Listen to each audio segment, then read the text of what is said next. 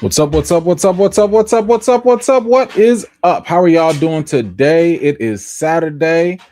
I am your host, Emmanuel Eman Noisette. I want to thank each and every one of y'all for making it out tonight. I do appreciate y'all. We have got a couple of things that we are going to go through today. We are going to talk about the Backrooms movie. If you haven't seen that, I will. I will talk about the Backrooms. Then we got an X-Men 97 update. And then we also have, guys, the usual suspects. They mad. Okay. And we'll talk about what they mad about in just a few. But just as a quick heads up and shout out to the replay gang, we are going to kind of cut this short a little bit. Unfortunately, y'all dog, Kobe, thought that this would be a great time to throw up on himself. So I just got done cleaning up the throw up, but I think some of it got on his fur, and he stinks. He stinks so bad, and I don't have an appointment for the groomer until Thursday, so I have to go dry shampoo this dog because he is making the entire house smell. I just got done cleaning out his kennel, so I'm gonna have to wrap this up real fast, but we'll get through it. And I want to go watch the game. We on game 7, right? With OKC and San Antonio. I gotta go see that. But anyway, real quick, let's see who has made it out today. We got Dex of Reason. What is up? My man Reese is here. Ooh, with the Albanese. Yes, I love the sound of that. Carl, what is up? Paul, appreciate you coming through. Tyronda, hello. Andrew, what is up? Come on through. Miss Harper, good to see you. DePaul, appreciate you coming through. Gothic Chick, hello. Only Samk, what is up? Jay, how are you? Treese, appreciate you always. Tracy is here as well. Hello. Amanda, thank you so much for coming through. Who else did I see? My man Stamina is here. Appreciate you, brother. Mama J is here as well. Good to see you. Music Man is here. Ray, hello. Who else? I see my man Mitch is here. Hello. Orange, appreciate you coming through. Who else did I see? 60 plus is here. My man DJ is here. Steve, man, good to see you. Appreciate you. My man Nelson V, talented one. What's going on? Who else? Chill Spot, appreciate you. Oh, the wife is here. And yes, she did. Y'all remember, I thanked y'all last stream for all the pleasure, for all the votes for America's favorite teacher. Well, she's still my favorite teacher. And yes, thank you all for that. And shout out to the queen there. RK is here. What is up? Precious, hello. Phil, I see ya. Philly, hello. And shout out to everybody who makes it out now or on the replay. JN, what you got? Love to the E fam. Can we petition for E-Man to replace SNL? What did SNL do? They had a good run. Side note, Pillsbury apple pie cookies. Ooh, run, don't walk. Walmart. Ooh, this is not good. I got goals. I'm trying to get into summertime shape. Like, why are you doing this to me? That sounds delicious. That's a thing. Ooh, man. Okay, that sounds good. And I got a weakness for cookies. The cookies have always been my crutch. They have been such a problem. You can even ask the wife. Like, she can see, and this is only because the wife came home with these cookies. And see, what had happened was she put the cookies in this certain spot. Now the thing is, my wife don't really be eating cookies like that. So I thought, with my fat self, that she bought the cookies for me. So, I ate the cookie. I like cookies. I like cookies. I'm sorry. I told her I'd buy her some more cookies. She said she ain't want them. I bought her some popcorn instead, but I like cookies. Anyway, thanks a lot, JN. This is causing more problems than help, but thank you. Mike, what you got? Gotta say, E-Man Spider Noir wasn't too bad. It wasn't okay. Hey, if it's cool, I will go check it out. But right now, I am I'm 100% on From. Like, matter of fact, right after we get done with this, I gotta get ready to post my episode for From, because we back. Okay, just in case if anybody didn't know, we are back from his back. I know it took a break, it took a break last week or whatever. It's over. And let me tell y'all something. They're turning up. Okay, so any Fromily watching, anybody, listen, they turning up. Okay, episode 6 is the beginning of the turn up. After that, it ain't going back down. Letting y'all know this right now. It ain't going back down. We had some bumps in the road. What was that? Episode maybe 2, 3, something like that. That's over with. Okay, we getting close to the finish line. It's over with. Telling y'all now. And I got some theories I got to work on for y'all. So I got some work to do. Let's see. DJ, Boys series finale, your thoughts. I'm actually going to get to that. So hold on. I think we got a couple updates. I will actually get on that for sure. So don't worry. Thank you for that. ILL, what up, Big E? What's going on? Right back to you, brother. Appreciate you so much for the support. Thank you. All right. Let's get to it because again, this house stinks and I gotta go take care of this dog. Quick updates. Let's go through a couple of these things here. Oh man, talk about traumatic for the kids. Transformers the movie will be getting a 4K theatrical re-release to celebrate the film's 40th anniversary. Man, if I didn't feel old already, now I feel a little bit older. This movie right here messed up all millennials. If you was a millennial and you watched this when you was a kid, this messed you up. This might have been the first time you dealt with any type of tragedy in your little, 4 or 5 year old life. You got messed up with this movie. I was not ready. I watched this movie and I was like, why? Like, I don't want to spoil it for anybody who ain't seen it. I know it's 40 years old, but golly, this movie right here messed me up. So the fact that they putting this back in the theaters I saw it on VHS, but 4K, I don't think I'm ready. I don't think I could do it. 5-year-old me, not ready. Can't do it. Don't want to. But hey, shout out to those that have the courage to go and check that out. Won't be there. This was interesting. Tom Holland is set to star in a film adaptation of The Lincoln Highway, directed by the Bear creator Christopher Storer. Story follows 4 young men on a road trip from Nebraska to New York City over 10 days. I have to say, I don't care. I have nothing against Tom Holland. But my man's film selection, his TV selection, if he ain't wearing a spider costume, bro, I'm sorry. I just don't care. I have yet to be compelled to watch something Tom Holland is in that ain't got nothing to do with Spider-Man. And it sucks because it's not like he's a bad actor. Like, he can act. I'm just saying, bro, Cherry? Hell no. Like, all them other... It's just... even that description, the story, 4 young men on a road trip, why would I care about their road trip? Is this The Hangover? Like, I don't care. So, I hope the best for him. I hope it does well, but sir, talk to me about Brand New Day. Talk to me about Spider-Man coming back doing Spidey things. That's what I care about. I don't know why this. I'm sorry. I shouldn't even have brought this up. I'm sorry. My bad, y'all. Y'all not gonna watch this. Y'all not finna go watch that. Let's be honest. Actually, speaking to somebody else, and this is another, I guess, actor that is kind of confusing me a little bit. Like, I don't know what to do with him. And it's let me just put it up. It's Robert Pattinson.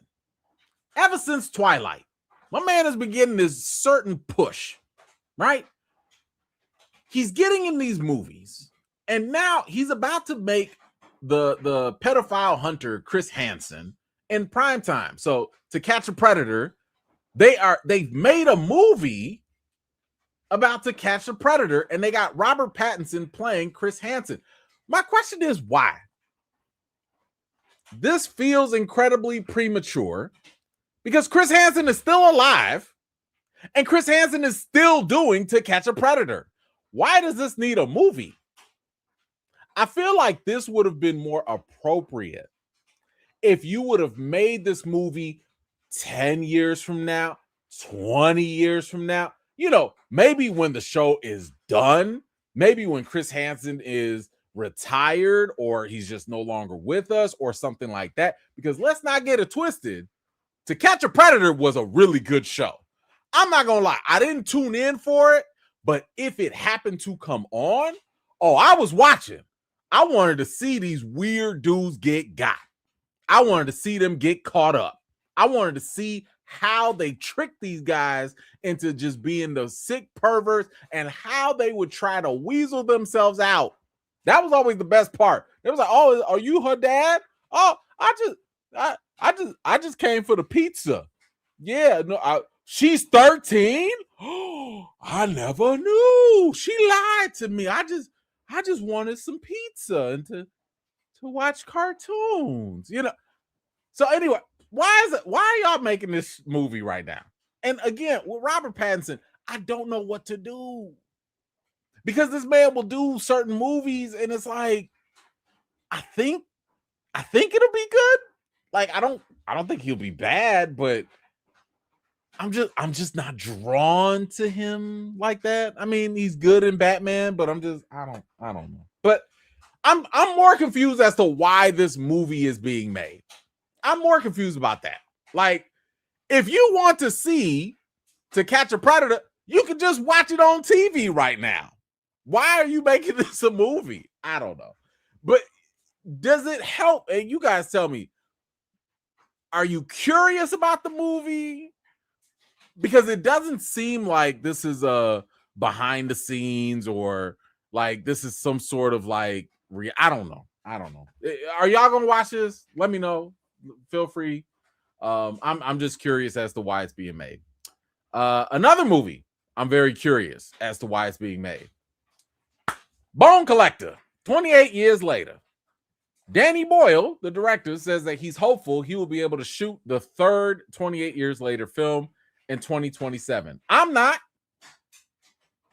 I checked out after the first, the what was it? The 28 years later, the first one, you know, out of it. Like, y'all done took this movie franchise in a whole nother direction. And not in a good way to me. I know some people like it, but I don't think that it's for the masses. And this movie, like, I love the first one. I love the second one even more. And then whatever they did with this reuniting with Alex Garland and Danny Boyle, terrible. Started off so good. Ooh, that movie started off so good. And then they went into some nonsense. And then they doubled down on the nonsense with Bone Temple or whatever. Now, shout out to Nia DaCosta. You know, I ain't trying to put a sister down. She did whatever she had to do with that script. I didn't like the script. I didn't like whatever Alex Garland tried to do with that story. That thing was a mess. You wanted to have, like, what? Whatever. Anyway, apparently they're going to try and make another movie. It's probably going to be even worse. I'm good on that. You know what? I feel like this is a terrible trend. Because now I'm really starting to question all these movies that are coming out. Here go another one. Michael Bay is developing a movie about the U.S.-Iran war. Because, you know, currently, y'all, we are in a war, okay? Don't let nobody tell you it's just a conflict. We are in a war. The film follows the story of the two U.S. pilots rescued after their planes were shot down during Operation Epic Fury in Iran.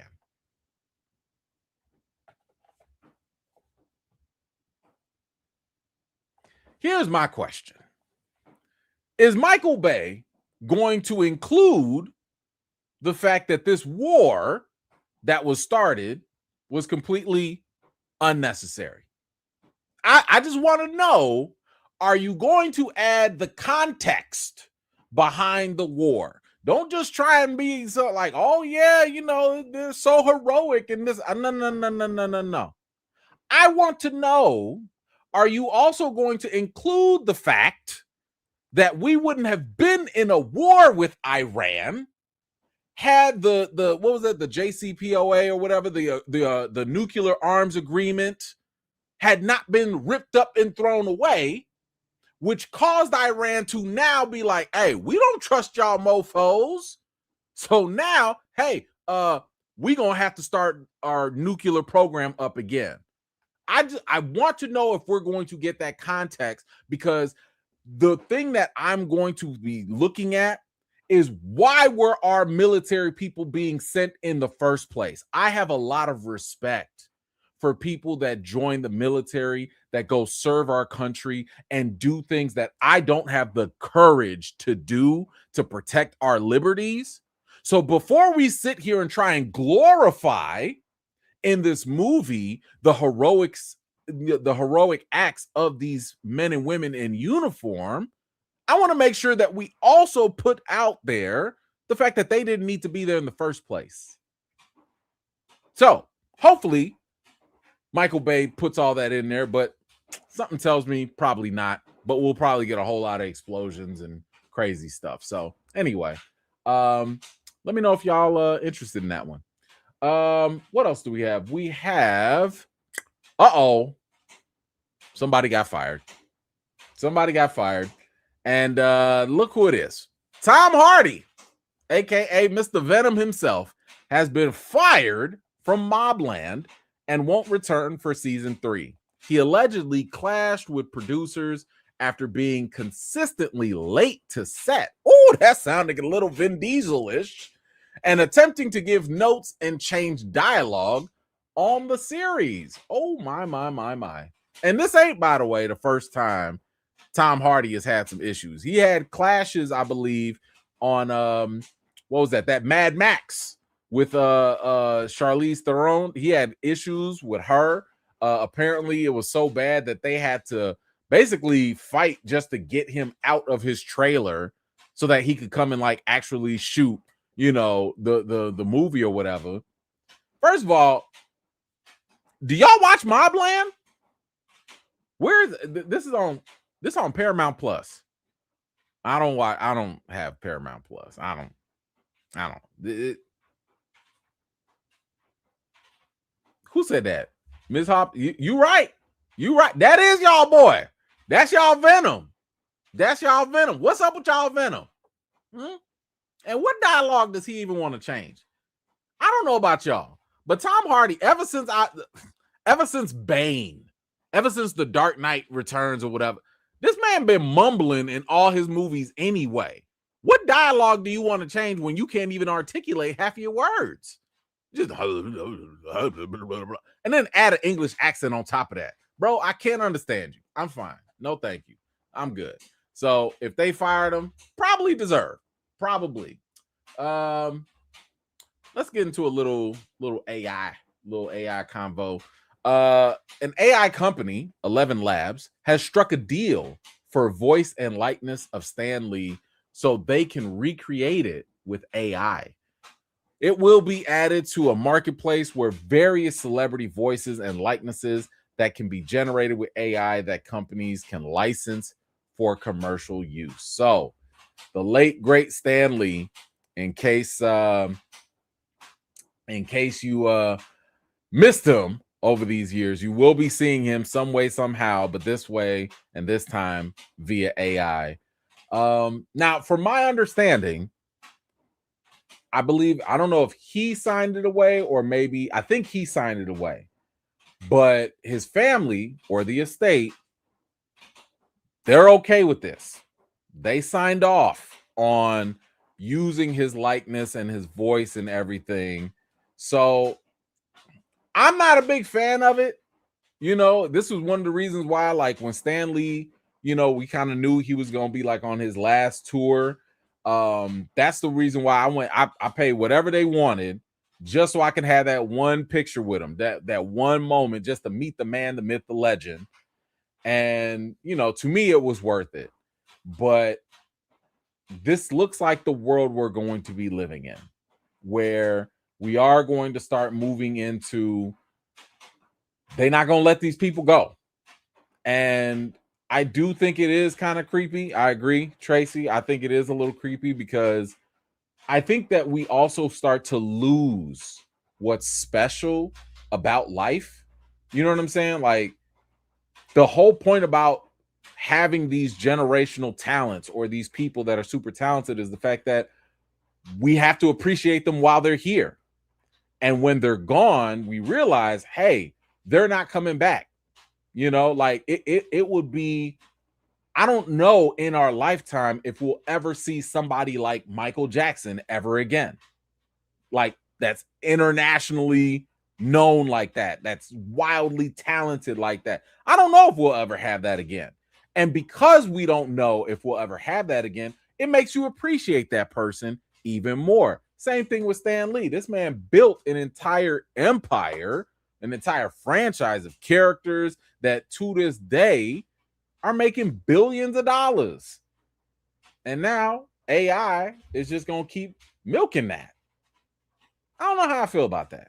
It's a little awkward, but you know, we'll see, I guess. Rega, you're not watching Game 7. I might be on replay, gang. It's okay. I understand. I'm going to be watching Game 7 right after this. So please nobody spoil it, but I will be watching. I ain't gonna hold y'all for too long. Let's see. Jan, what you say? Since I encourage the evil apple pie cookies, those are definitely evil. Definitely evil. Here's good. 30 to 4 to 40 push-ups to 40-ish push-ups, maybe 25 to 30 mountain climbers, 50 squats, 4 to 5 times a week, summer body on the way. So here's the thing. I broke my back. Just like Mike Tyson, I broke my back. I can't do none of that right now. I got physical therapy on Monday. I can't. I listen, I'm a dream about it. I will dream about doing all of that while I go to Walmart. I'm going to dream about every single one of those exercises you just mentioned. And we gonna get there. And then if my physical therapist tells me I can do I'll do something else. But I will be going to Walmart. Thank you very much. All right, we're gonna stay on AI. We got Steven Spielberg gives his thoughts on AI in filmmaking, and he says, I don't believe there is any substitute for the soul. I don't think that's an algorithm that is inevitable. Don't tell me I don't have the right antagonist in this story. Don't tell me how to write my dialogue. Don't tell me where the camera has to go. If AI wants to help me find locations, that's great. Saves us some legwork. Use AI as a tool, but don't use AI as the final word on anything creative. I agree. I mean, yeah, he's right. He's right. And that's the thing, right? Like, I think that there has to be a happy medium when it comes to using AI, especially in filmmaking or in art or whatever. If you want to use it like just to brush up little stuff or to help with research on this or that, that's fine, right? I don't have that big of an issue with it. It does suck that potentially some people might be losing their jobs, right? So that does suck. That is problematic. However, if we're being fair, that's kind of the case with a lot of industry and innovation in general. As technology develops over time, over the last 100 years, certain jobs are going to be replaced anyway.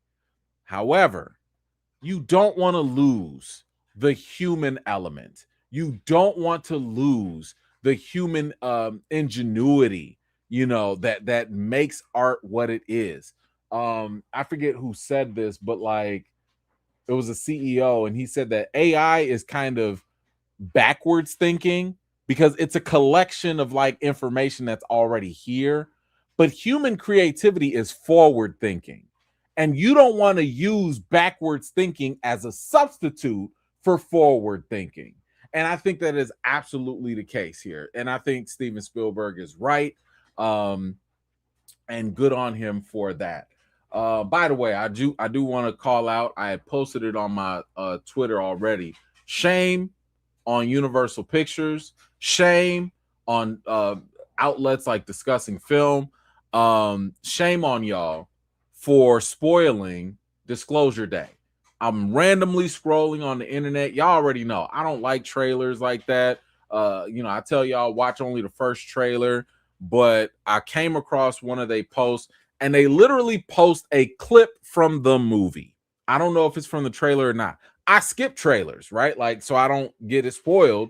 They literally post a clip from the trailer from Steven Spielberg's movie Disclosure Day, and it's like you just spoil the whole surprise, whole thing. You're going into the movie questioning, is this, is it not this? And they just like, nope, here it is. And it's like, bro, I can't skip. Because the videos are auto played. I can't skip that if it's auto playing and it literally tells you exactly what's there or not. Shame on. I'm so sick of them, man. Like, it's so desperate. It's so ridiculous. Just gets on my nerves. Y'all know I hate spoilers. Y'all know this. All right. What else do we have? Oh, we had The Boys. So The Boys finally has ended. Damn, it's been 7 years. Golly. So 7 years, The Boys series has ended. I did finally get to watch it. We do have a little bit here. So you have Eric Kripke, who is the showrunner. He said that he did try to get Dominique, who plays Maeve, in The Boys season 5, but it didn't work out. She's mostly retired from acting, and her schedule didn't work out. Because I was wondering, I really thought Maeve was going to show up. I thought she was going to show up. But they didn't include her for that reason. Now, I think overall, when it comes to The Boys, I don't know if there was I think they did what they needed to do to end it.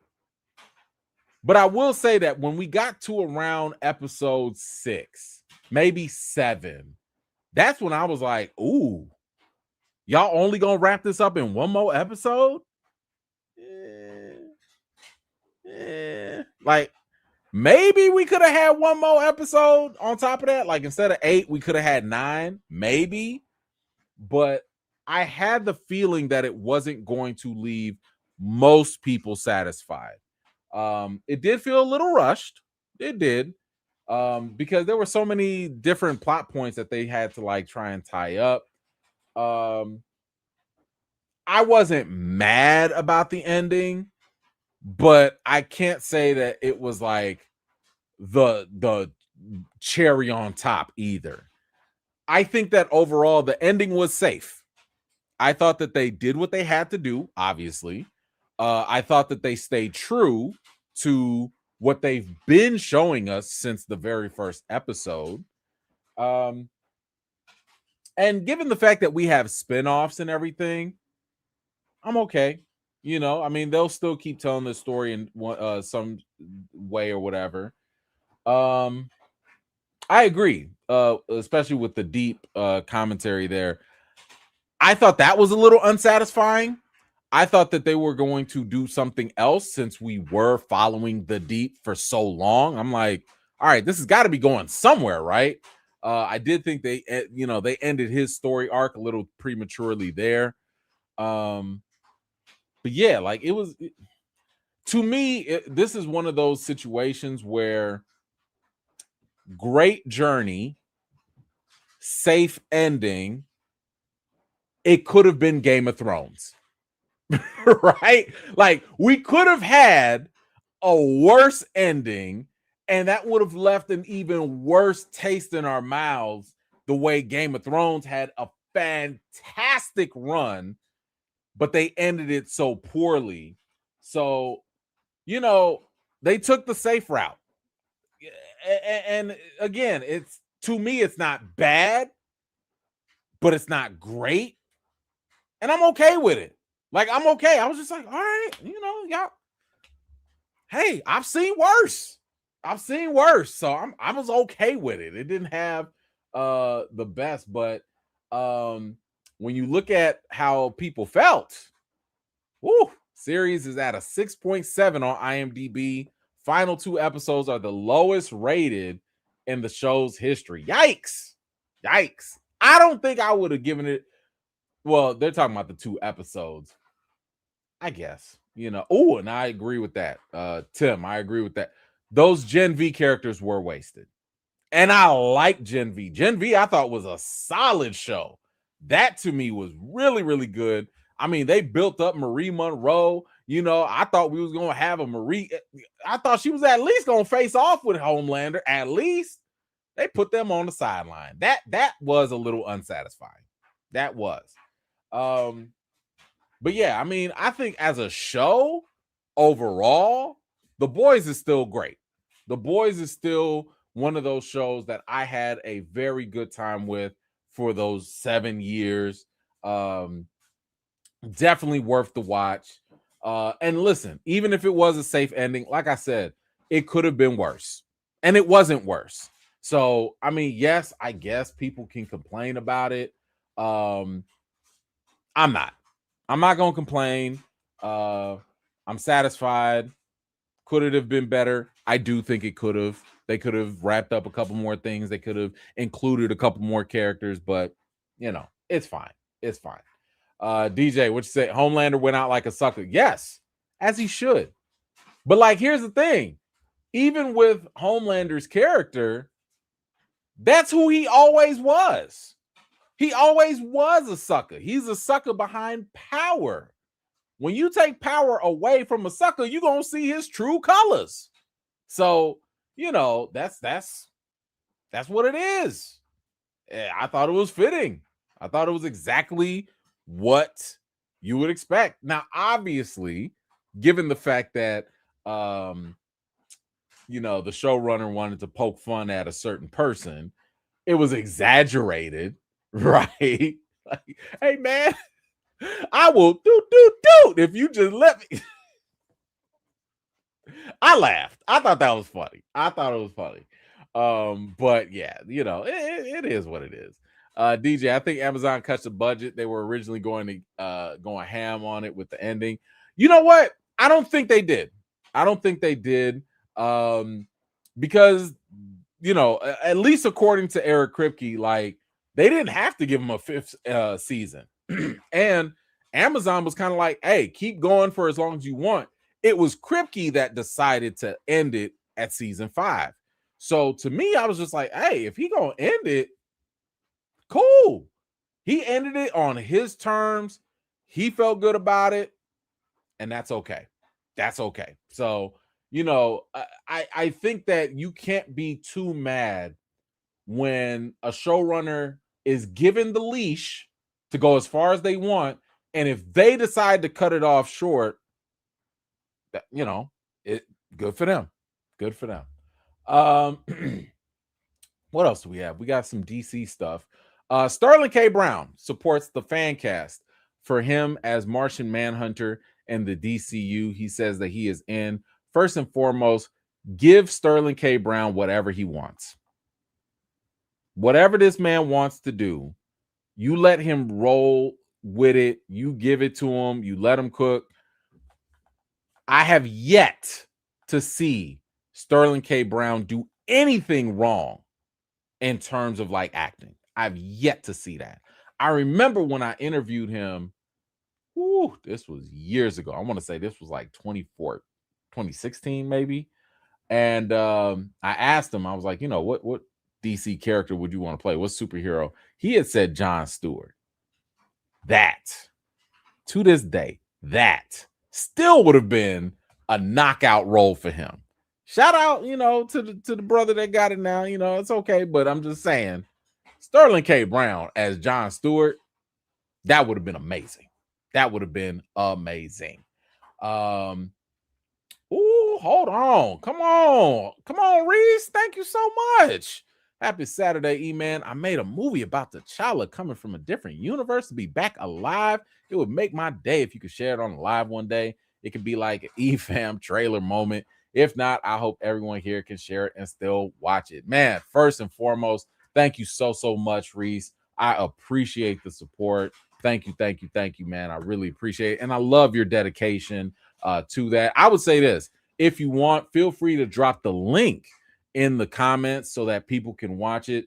The only thing I try to do, I try to be fair to everybody. A lot of people do give me requests like, hey, can you share this? Can you share that? If I share for one person, I gotta share for everybody. And I want to be fair. So I'm not gonna share it only because I don't want to share everybody else's stuff. But feel free to definitely share it. And yes, anybody who's interested, please feel free to go watch it, check it out. So yes, if you could drop the link so people can check it out, feel free to let me to do that. But thank you so much, man. I really appreciate this your commitment, man. That sounds amazing. And I'm pretty sure Chadwick would be very happy as well. Good stuff. What else we got? We still got some DC stuff. Here's the thing. Do y'all remember when Lanterns was coming out and people were kind of getting on them for not being as shiny? They was mad because it wasn't as green as they wanted. Well, we got our first look. And now we see Hal Jordan in the suit.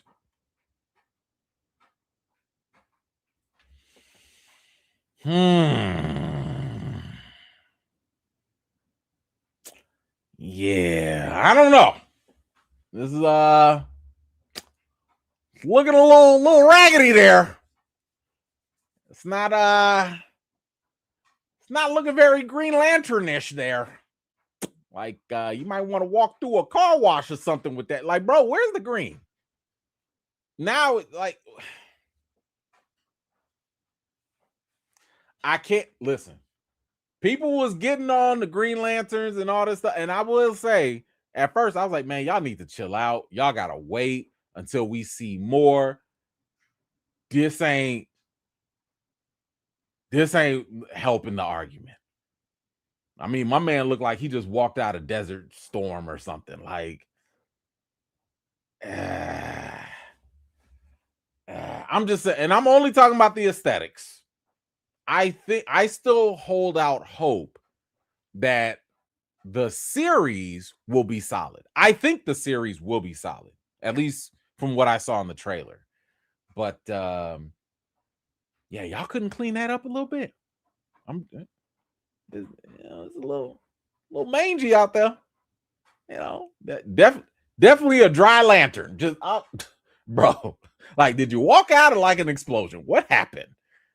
I know that ring got a cleaning mode. I know it does, because it's all your imagination. Just saying.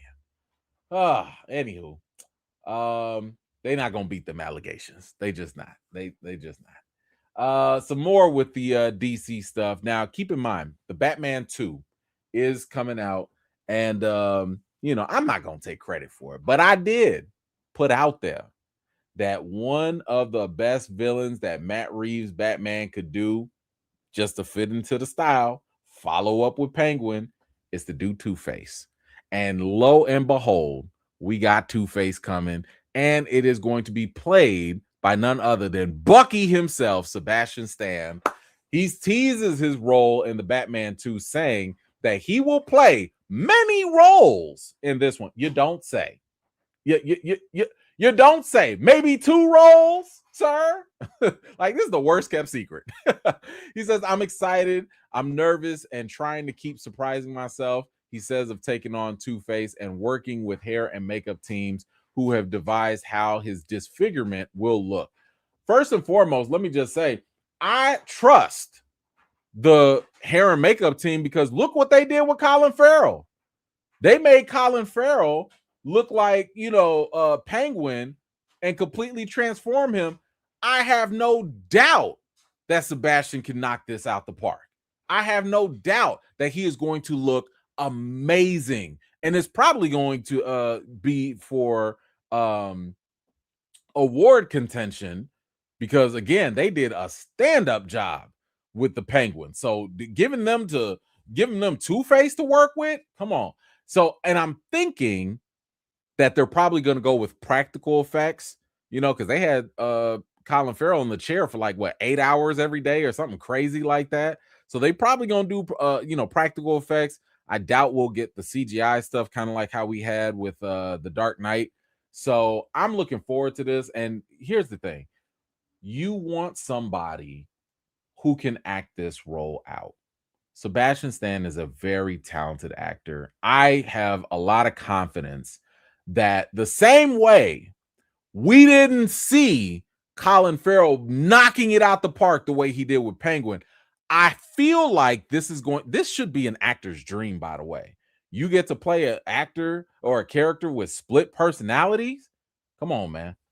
We get to see normal Sebastian Stan, playing Harvey Dent, and then now he gonna play the sinister, crazy Two-Face. And listen, y'all know he been good with them hands, right? He been good, Bucky with the knife. He been doing that training. I need to see him with the coin. I need to see this man constantly playing with the coin. I've never learned how to do that. How you can do the coins up. Listen, this man about to put in work.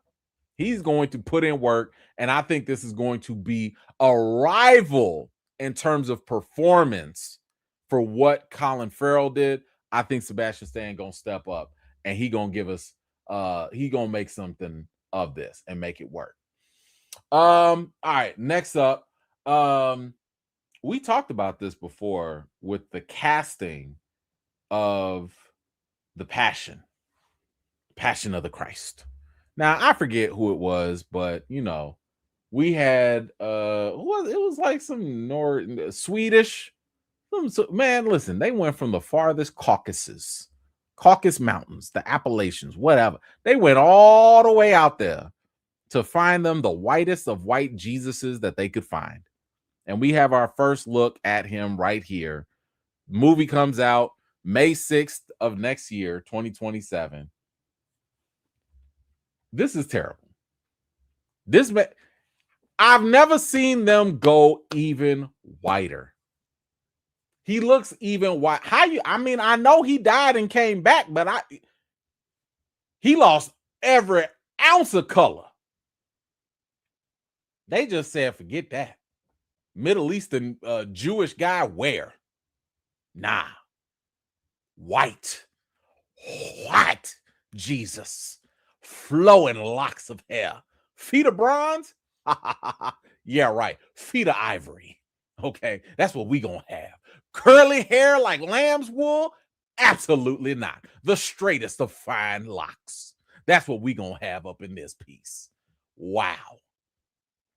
Mel Gibson said, as I posted, I feel like they said, let's take the rightest wing DEI filter and make this the new Jesus. And that's what we gonna get. Whew, man, oh man. The Night King Jesus. I mean, good God, Lee, just what is this? What is this? Like, it's like y'all can't just leave some stuff alone. You just can't leave it alone. And here's the crazy thing. Like, I hate the fact that while I don't obviously agree with the politics, Mel Gibson is such a talented director. I hate that. I hate when you are forced to contend with talent versus ideology. Because at some point, some people are going to sit there and be like, nah, you got to separate the art from the artist. Yeah, but I can't when the artist won't separate the ideology from the art. It's hard for me to do that. It's really hard. And yes, Pam, you said Middle Eastern. Yes, Jesus was a Middle Eastern brown Jewish man. He ain't no black African. He wasn't no white European. He was a Middle Eastern brown Jewish man. Why is that so hard? just cast this historical figure, this holy religious figure, the way that he was cast. Why do you have to whiten him up? And I want y'all to notice something, because I said this in the post, and it's going to tie into a little bit later. It'll tie a little later. I said here, let me see. Can y'all see it? Okay. Maybe you can't see it. There it is. So, when a character gets even whiter, there is zero backlash from that certain group. And comments flow naturally. Okay? The comment section is open, you can post and all that. But when a character is black or anything else, comment section gets disabled, and the ugly side of the social media areas, they rear their ugly heads.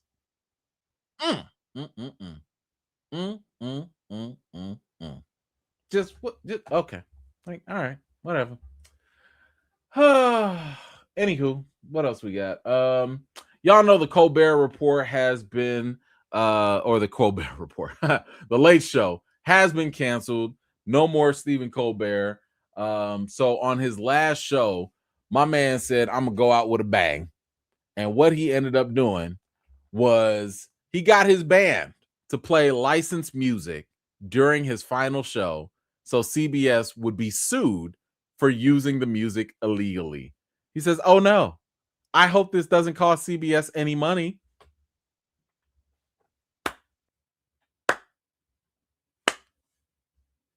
Listen, if you finna get fired, if you about to be out the door anyway,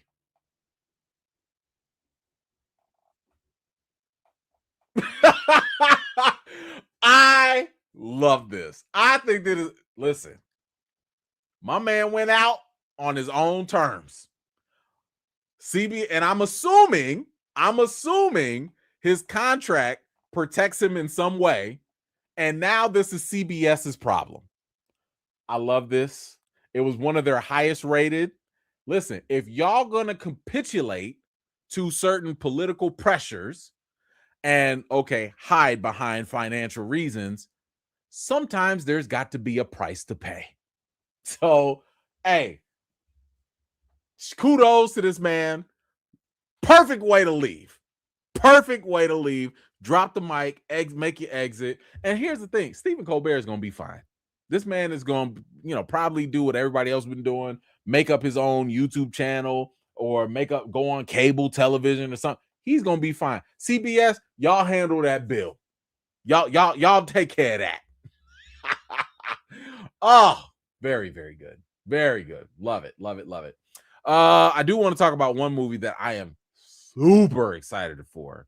Y'all know I am a fan of Zach Kreger, who gave us Barbarian. He gave us Weapons, and now he's about to give us Resident Evil.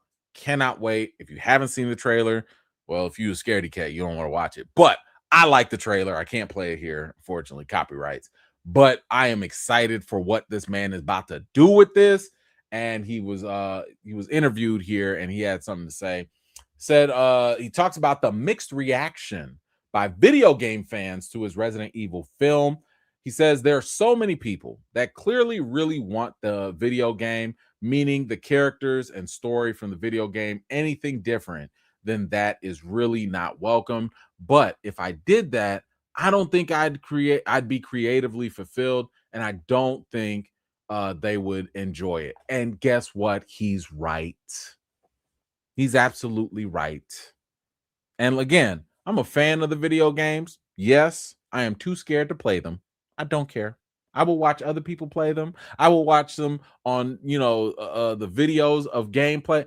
I'm not playing them games. No thanks. No, not for me. However, if fans want the video game characters, you should go play the video games. That's what you should go do. Because, and this is the same thing that I say for people that are comic book fans like myself, when it comes to movies and Marvel or whoever, like, oh, this wasn't 100% adaptation of the comics. Go read the comics. That's why the comics are there. That's why the video games are there. The movies are supposed to be adaptations. They're not supposed to be one-to-one correlations to the source material. Because here's the thing. If you want a successful franchise, if you want a successful movie to happen, you have to appeal to people that have never watched or played the games. That's how that actually works.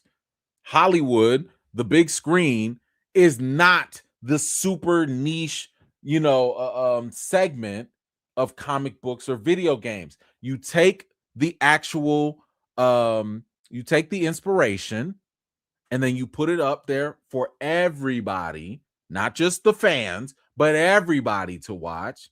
And that's how you gain momentum. That's how you add to it, and at the end of the day, guess what? I bet you every single one of those Resident Evil video game fans that are like, nah, we only want Leon and we only want these people in there. I bet you still gonna show up. You still gonna show up and watch the movie because you're a fan. That's what all us comic book fans do. Us comic book fans, the second a comic book movie is out, we gonna go watch it, even if we don't like it, even if we don't like the direction. We still gonna show up and watch because this is what we like. So, yes, at the end of the day, they have more of an obligation to not only appeal to the general audience, but to also give you something new. They have to give you something that potentially could be in the video games, but it's just a whole different medium. So it's okay if they don't have your favorite Resident Evil characters in there. It's okay.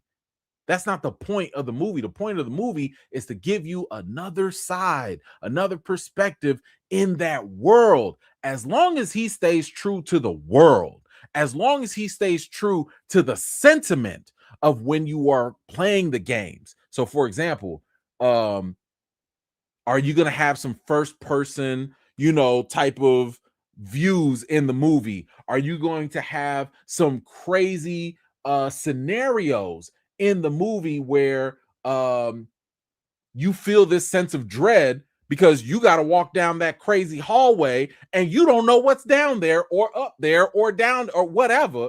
As long as he taps into that, my man is doing his job, and that's okay. So I totally agree with Zach on this.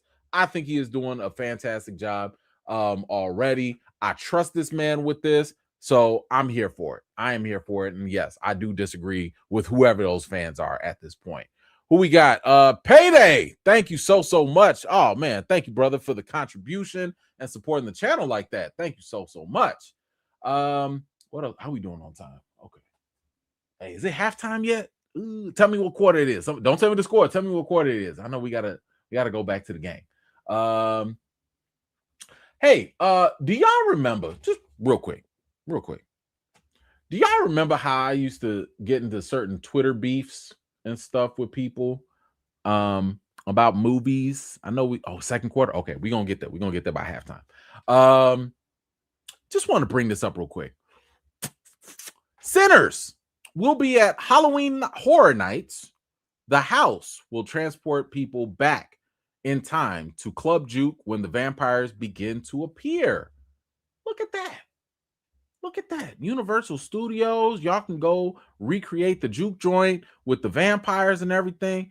I just real quick, can y'all do me a favor?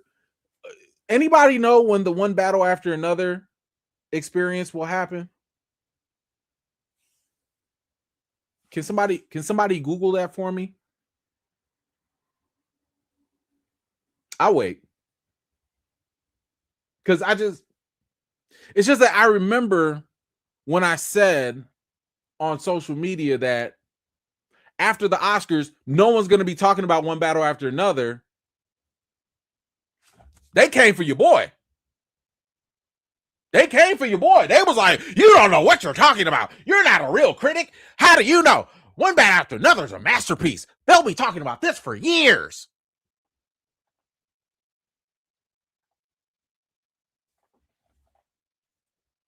I remember. Petridge Farm remembers. I told y'all Sinners was culturally relevant and it was going to be talked about for a long time. But what do I know? Anywho, congrats on Sinners for still being in the conversation. All right.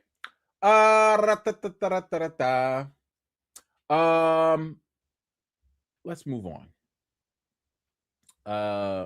Real quick. Can we talk about Kevin Hart real quick? You know I talked about the roast, and I wasn't, I talked about it last time about how Cat Williams and Kevin Hart, they came together, they squashed their beef and everything. And, I basically said it kind of felt a little opportunistic for Kev, right? Because Kev, he's been labeled as an industry plant. He's been labeled as basically not being as authentic as some people would like to believe, right? So, listen, I was going to leave it alone. I wasn't even going to say nothing. I was just like, all right, whatever, man. We done. The roast happened. It is what it is. But then Kev, and I can't play the clip, unfortunately, Kev went on The Breakfast Club. And just like the face right here, my man had a whole lot of energy defending and deflecting a lot within the roast. He says, Tony Hinchcliffe, whatever. He's in his corner after the controversial comic was blasted for a George Floyd joke during the roast. And the thing is, Kev basically gave what I'd like to call kind of like a sidestep answer. It's like, I'm not going to address the thing, but I'm going to talk around the thing. I'm a sidestep around it. And he was just like, hey, why y'all talking about that one joke? Why don't you talk about the set? Because we didn't have a problem with the set. We had a problem with the joke. That's why. He would sit here and also talk about like, oh, well, look at Tom Brady's roast. The comics, they just push it. They push the envelope and all that. Sir, I watched the Tom Brady post, that roast. Do you know what he did? When they started talking about Robert Kraft, my man got up, went straight up there and was like, hey, cut that mess out. Don't talk about that man. And sat down. And the whole roast, not one person said nothing about Robert Kraft. In other words, Tom Brady had a line. Yeah, it was all jokes. It was all cool, but he had a line and he wasn't afraid to stand up and stand 10 toes down on that. But Kev, you literally had somebody up there who made an incredibly racist joke that literally had nothing to do with you.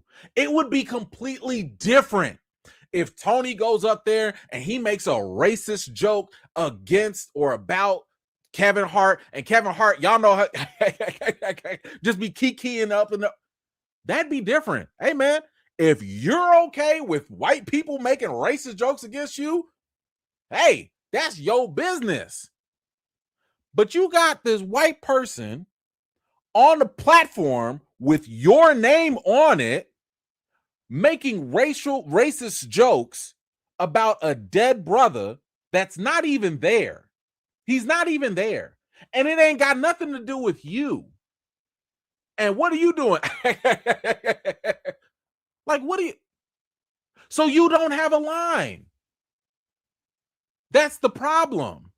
That's why you getting this backlash right now, and people are saying that you just tap dancing because you don't have a line, apparently. You can't sit here and say, hey, that joke wasn't funny to us, but who am I? What am I going to do? No, sir. The show has your name on it, which means whatever is said is still going to be attached to you one way or another. You cannot sidestep that accountability, which is ironic. And I wish I had the clip. If you go back and look at the clip of Kevin Hart's old interview on The Breakfast Club with Tiffany Haddish, and he was coming for Cat Williams 100%. He was like, Cat, you got to take responsibility, for the things that you do. Kev, you have to take responsibility for the things you don't do. You didn't say a word. You could have done one or two things when Tony was up there saying the dumb stuff. One, you could have stood up, stood 10 toes down, just like Tom Brady, and been like, hey, that's not cool. We're not going to talk about the dead people like that. Respect black people. You could have done that. You could have. Or you could have sat there like a lot of other people in the audience when that joke happened and just been like, but you co-sign that nonsense. You're co-signing it.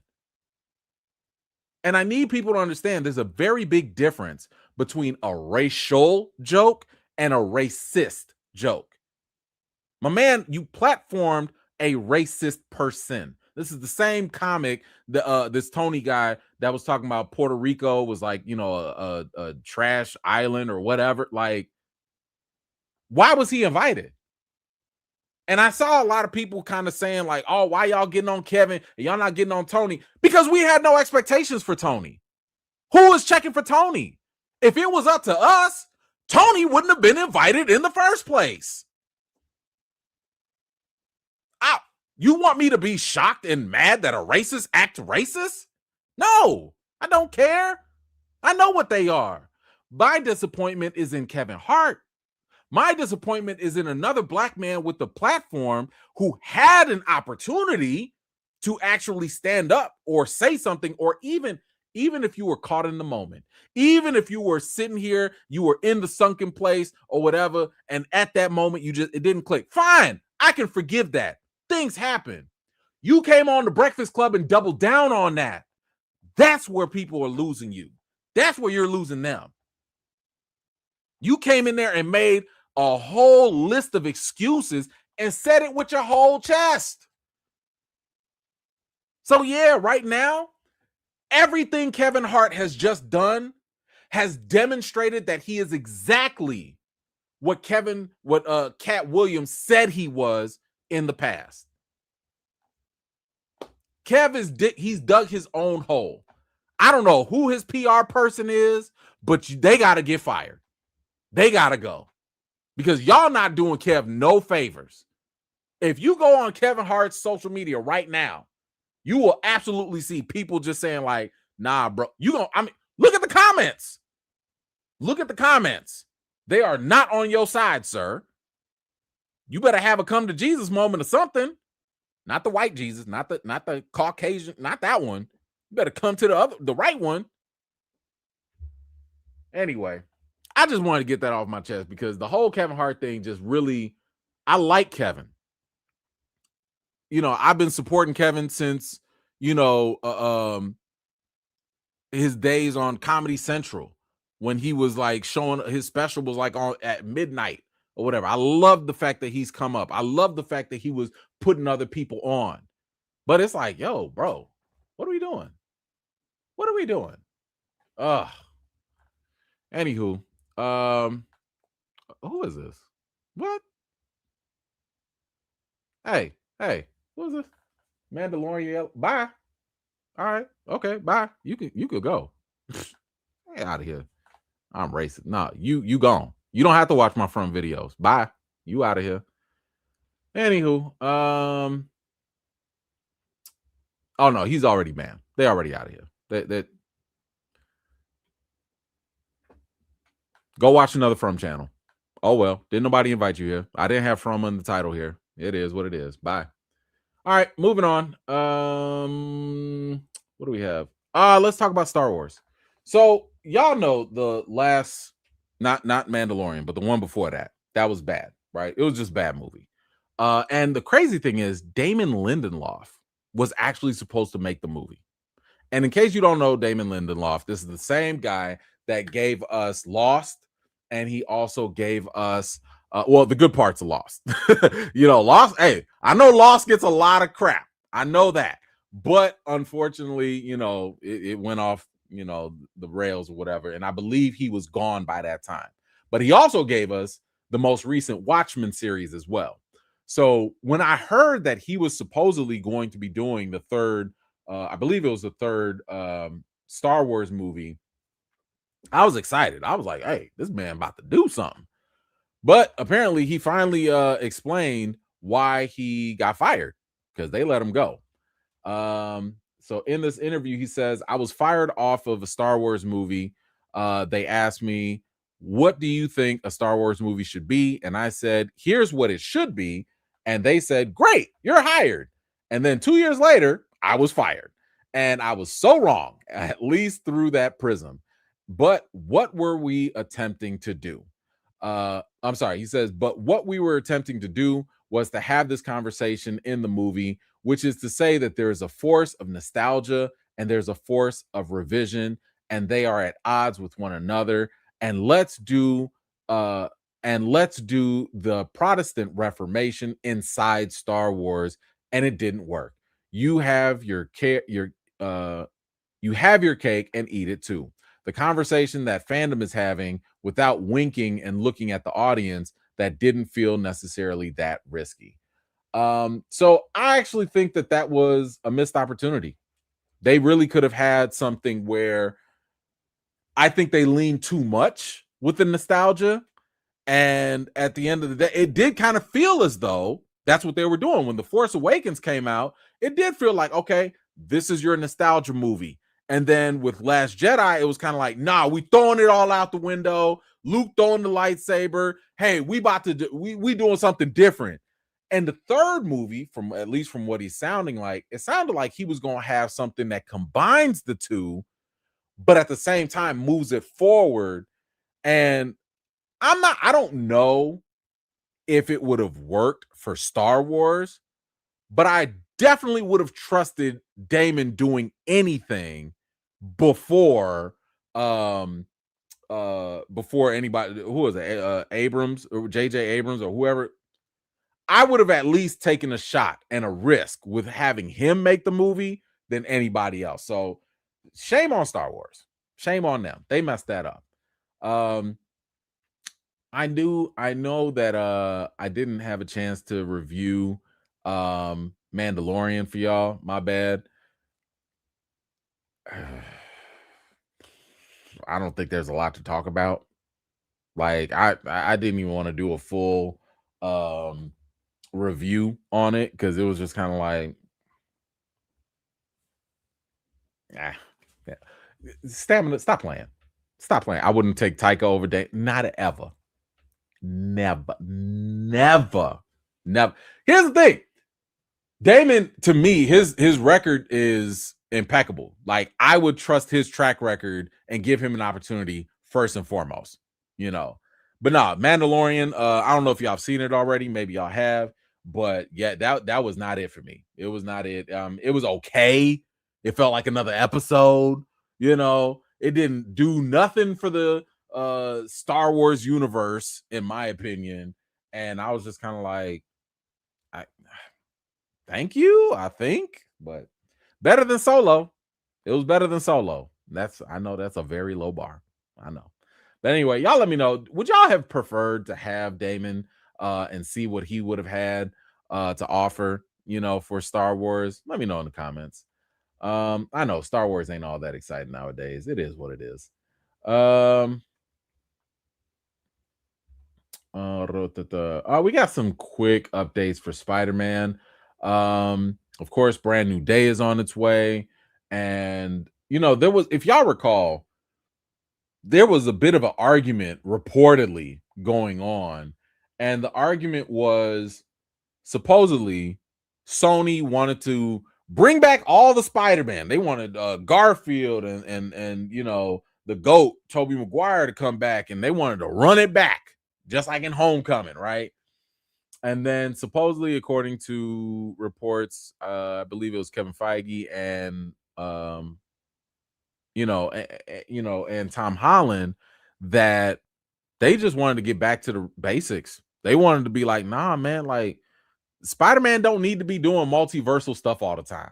You know, Spider-Man don't have to sit here and, you know, do save the universe every other day. That's not Spider-Man's role. Spider-Man is a New York street level hero. Yes, he's absolutely popular, and he's like, in my opinion, on the level of a Batman or Superman in terms of recognizability. But hell no, he ain't got to be doing all this other crazy stuff. So there was always this push and pull of like, do you go for the, intergalactic multiversal stuff, the big event, or do you bring it back to the ground level? Well, Kevin Feige has spoken, and he said in the interview that Spider-Man Brand New Day is the first MCU film focused on the classic elements of Spider-Man. He's doing the Spidey thing of living in a rather sad small apartment, listening to the police scanner, going out and using his great power and responsibility. Thank you. That's what I wanted. That's what we needed. Spider-Man's relatability has always come through his groundedness.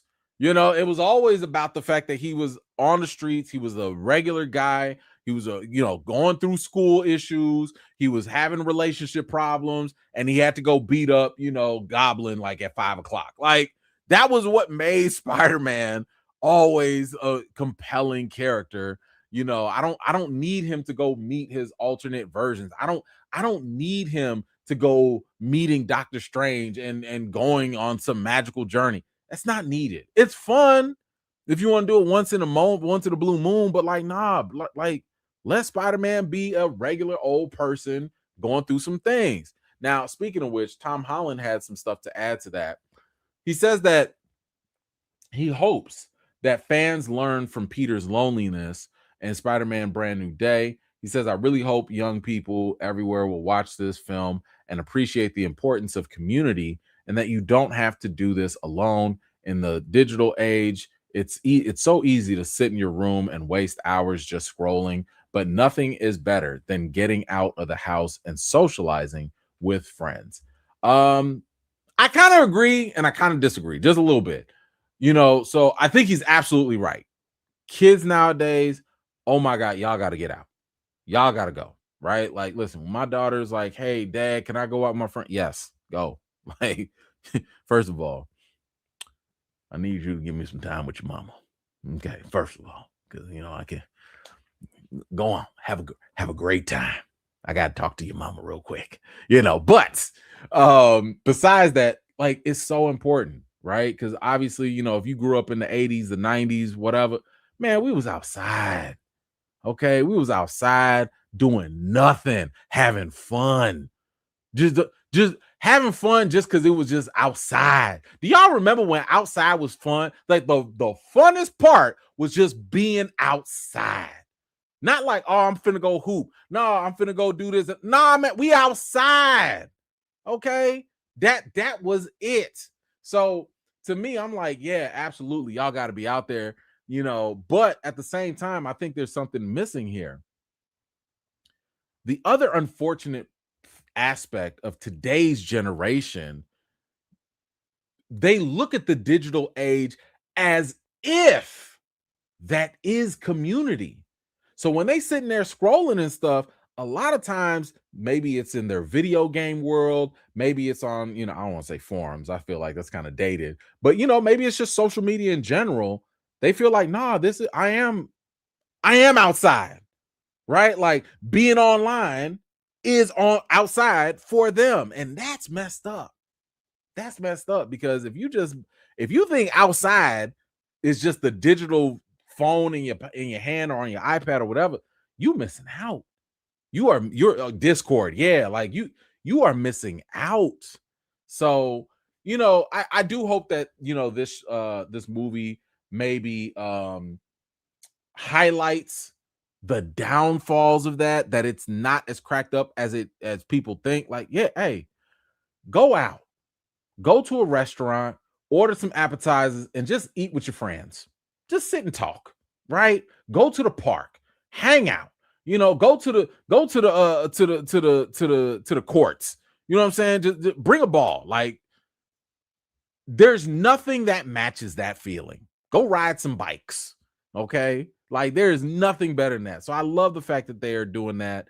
I love the fact that they are highlighting that, in this movie. And I agree with Tom Holland. Now, by the way, I don't have the article here, but I saw some people also bringing up like, yo, when are people like Miles Morales coming out? When are we getting some other ones? Listen, according to reports, Amy Pascal, y'all know Amy don't lie.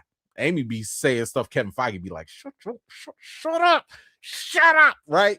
Amy Pascal has said Miles is coming after they get done with the current Spider-Man stuff. So after brand new day, after Into the Spider-Verse or Beyond the Spider-Verse, that's when a live action Miles will be coming. And first and foremost, let's be honest, they losing money if they don't move forward with that. So they know Miles is proven. I mean, even if you look at the video games, Miles is always the best character. You look at the Into the Spider-Verse movies, Miles is like, these things are highly rated. They're making money. Clearly, there is money to be made with Miles Morales.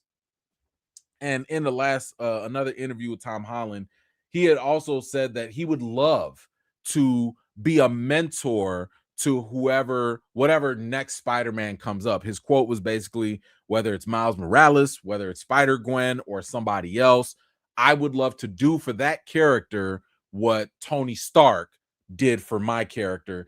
And he was basically like, listen, if I gotta go, I gotta go. Right? Like if his Spider-Man got to swing off into the sunset, oh well, if that means, it'll usher in another Spider-Man. And let's be honest, Sony, Marvel would never. They would never, ever. I've been saying this for so long. This was actually one of my critiques of the Into the Spider-Verse and Across the Spider-Verse movies, which, by the way, I love. I love those movies. But one of my biggest critiques is that they've never fully allowed Miles to be on his own. This whole time, the first movie, okay, that makes sense because that was part of the story. You got to kind of handhold him a little bit. Second movie, my man over here talking about, nah, I'm going to do my own thing. Well, not without some help. You still got Spider-Man. You literally have the 616, the real Spider-Man, Peter Parker, right there. You still have Spider-Gwen right there. Y'all think y'all about to let this man do his own movie by himself? Absolutely not. And it's sad because, even though Michael Bendis or whatever tried to create Spider-Man, Miles Morales in the comics to be his own character. I mean, they literally killed off the Peter Parker in his world.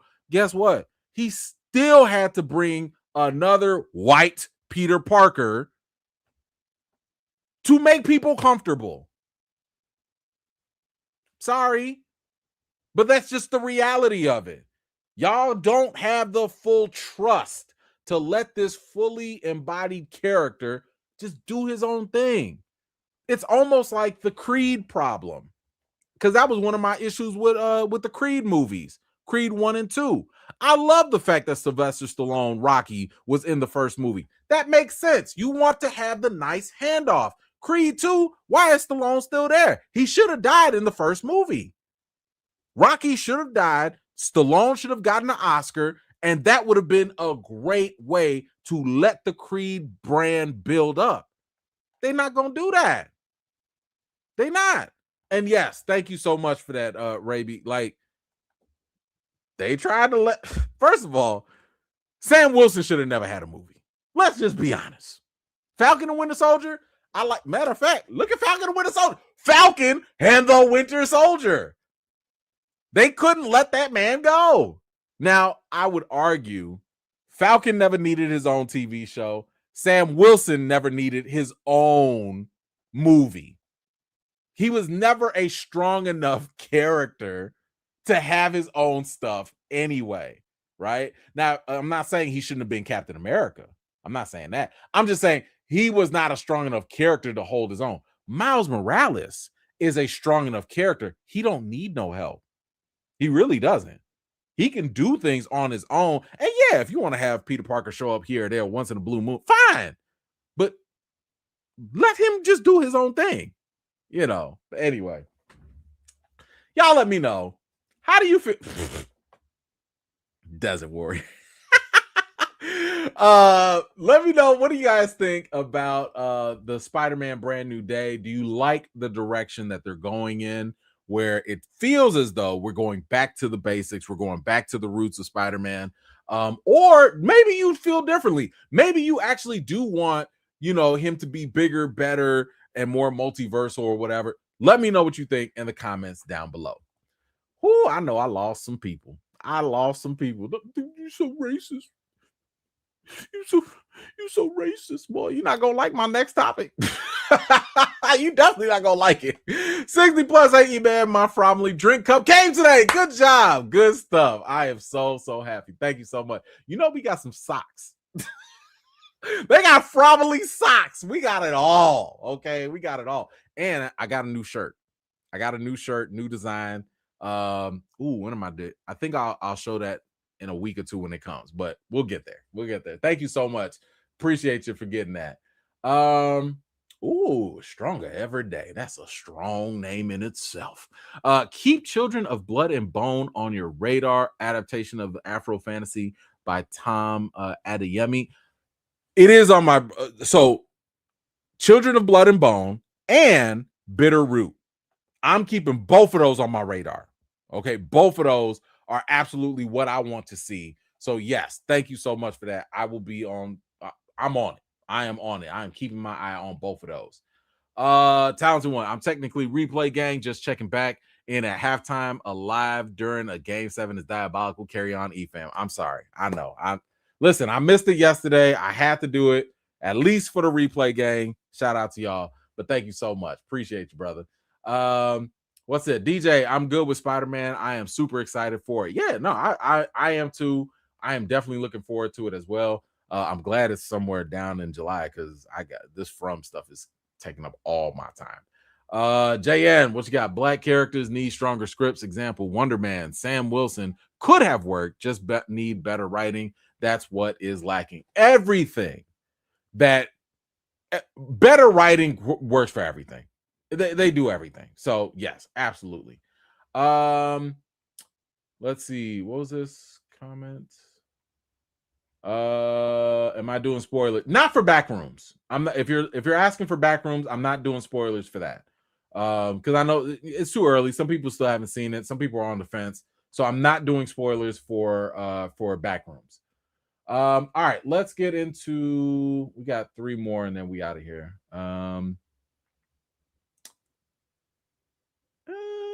Let's do the X-Men. We'll keep it on Marvel. I don't want to lose too many people yet.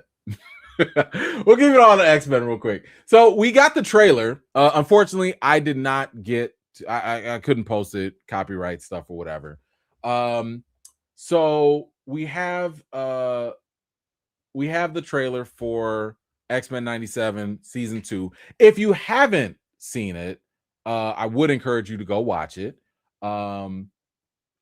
My initial impression is that, now keep in mind, Bo DeMeo is not he's no longer the showrunner. We knew about this. He got fired. You can watch all my videos about Bo DeMeo and the X-Men drama and stuff like that. He had a complete script already done for season 2.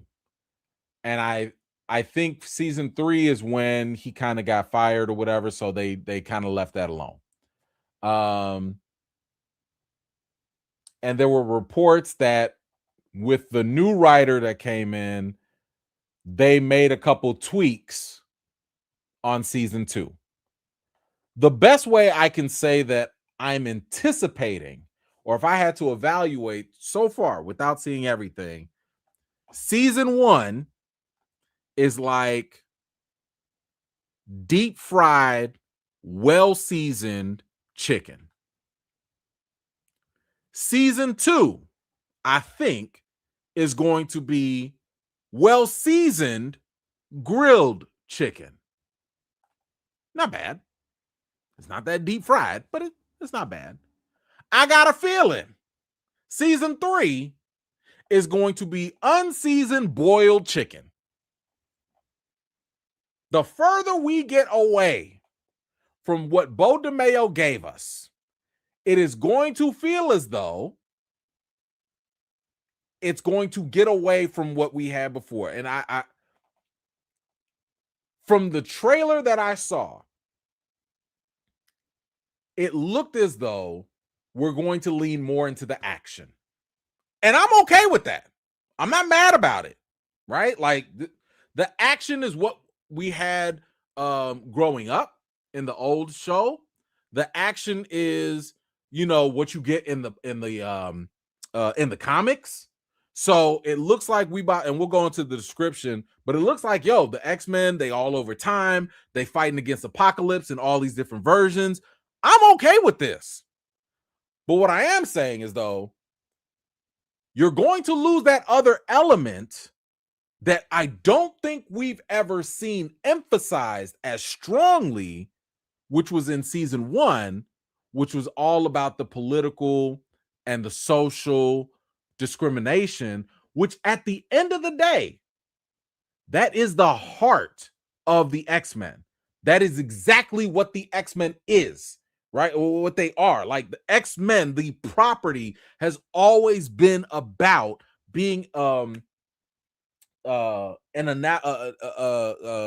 metaphor for discrimination of any type of group, any type of minority, Black, LGBTQ, whatever. Like that's what the X-Men property was always about. And I feel as though now the socio-political dialogue, because we're getting away from Bo DeMayo, is going to get more watered down and we'll lean into more of the flashy action stuff. Hey, y'all, look at all these powers. Hey, y'all, look at this cool tag team with all the, the Cyclops in the eyes, and look at the, the claws. And hey, we're not going to get into the politics about this. We're not going to get into the discrimination about this. No. Look at the shiny stuff. Look at Jubilee, y'all. Pew, pew, pew. I feel like that's what we're going to lead into. So when I talk about it ain't deep fried, it ain't seasoned, and we going to boiled, that's what I mean. Okay. So anyway, we have some updates here about what we can expect in season 2.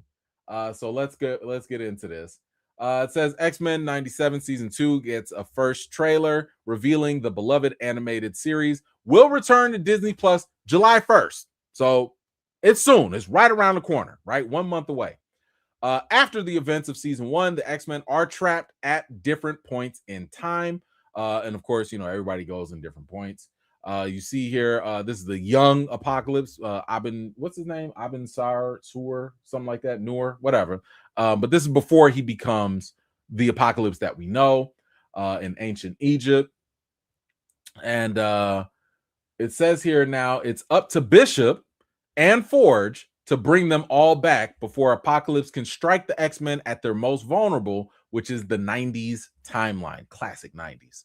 Now, Eric and Julia Leewald, they were producers on the previous X-Men animated series, and they said that they served as consulting producers on season 1 of the sequel show, and now they are executive producers along with Larry Houston from X-Men 97 season 2. Now, Larry Houston was I believe the showrunner for the animated series. So basically, the old crew is back.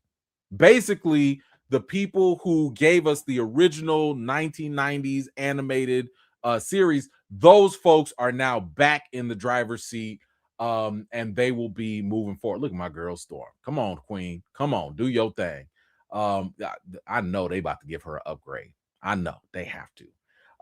Now it says here, viewers will meet various versions of Apocalypse across these timelines in ancient Egypt. He's still trying to figure out who he is. You're not even sure if he's a bad guy. This is going to Apocalypse in a middle school, and seeing what it was that was going on in his head as he started to sense what he who he was. So okay, listen, I like this thing where it almost feels like, let's see what, almost like what they did with Thanos. Like, he's not really bad, but we're gonna see what made him go bad, right? Because Marvel in general, they love this idea of the bad guys aren't really just bad just to be bad. They think they're the heroes of their own story. So now we will probably see, and if I don't know how close they'll get to the comics, but like even in the comics, um Apocalypse saw oppression, he saw slavery. He was like supposedly the first mutant.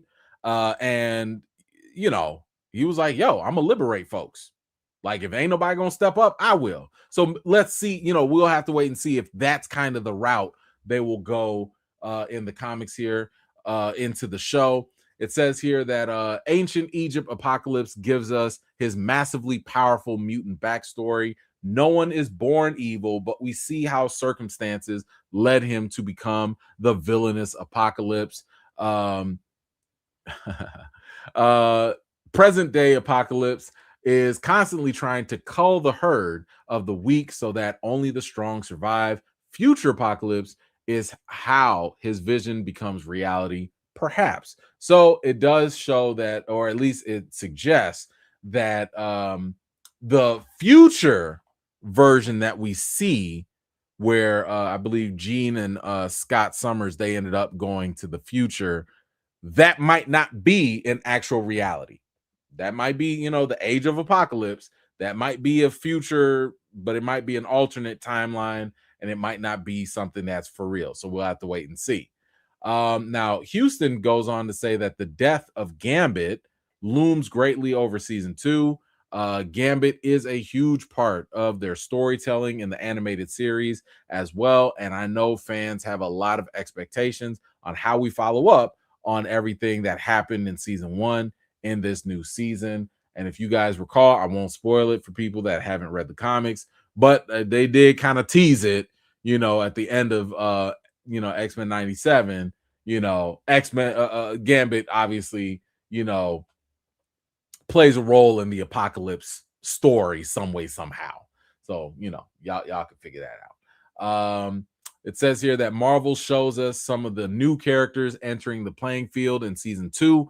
That includes the X-Force, Psylocke, Angel or Archangel, Colossus, and we are going to get Polaris. She is the green-haired daughter of Magneto. It says Polaris is as powerful as the mutant Magneto, and she not only has a substantial role in season 2, but she has a pivotal character arc that affects both mutant teams, X-Men and X-Force. So she is going to be somebody we have to look out for as well. And lastly, it says here, it's going to be a year until the next X-Men 97 and a year until the next one after that. They are finally, Marvel, they're on schedule now. One of the reasons they're on schedule is we've gone over, given notes on, responded not only all the scripts for season 3, all the animation or whatever for season 3. We are in season 4 given script notes. So it sounds like we are going to be getting X-Men 97 once a year. So every year we can count on that. I'm with that. Okay. It sounds more like, we probably would have been better off if Bo DeMeo would have stayed and they didn't fire him. But okay, whatever. We back. We're not gonna have any issues, kind of like we, what was it, Invincible, coming out every other 2-3 years or whatever. Nah, they know where they're going, they know what they're doing. Listen, the only real question is, what's after boiled chicken? Will it be undercooked?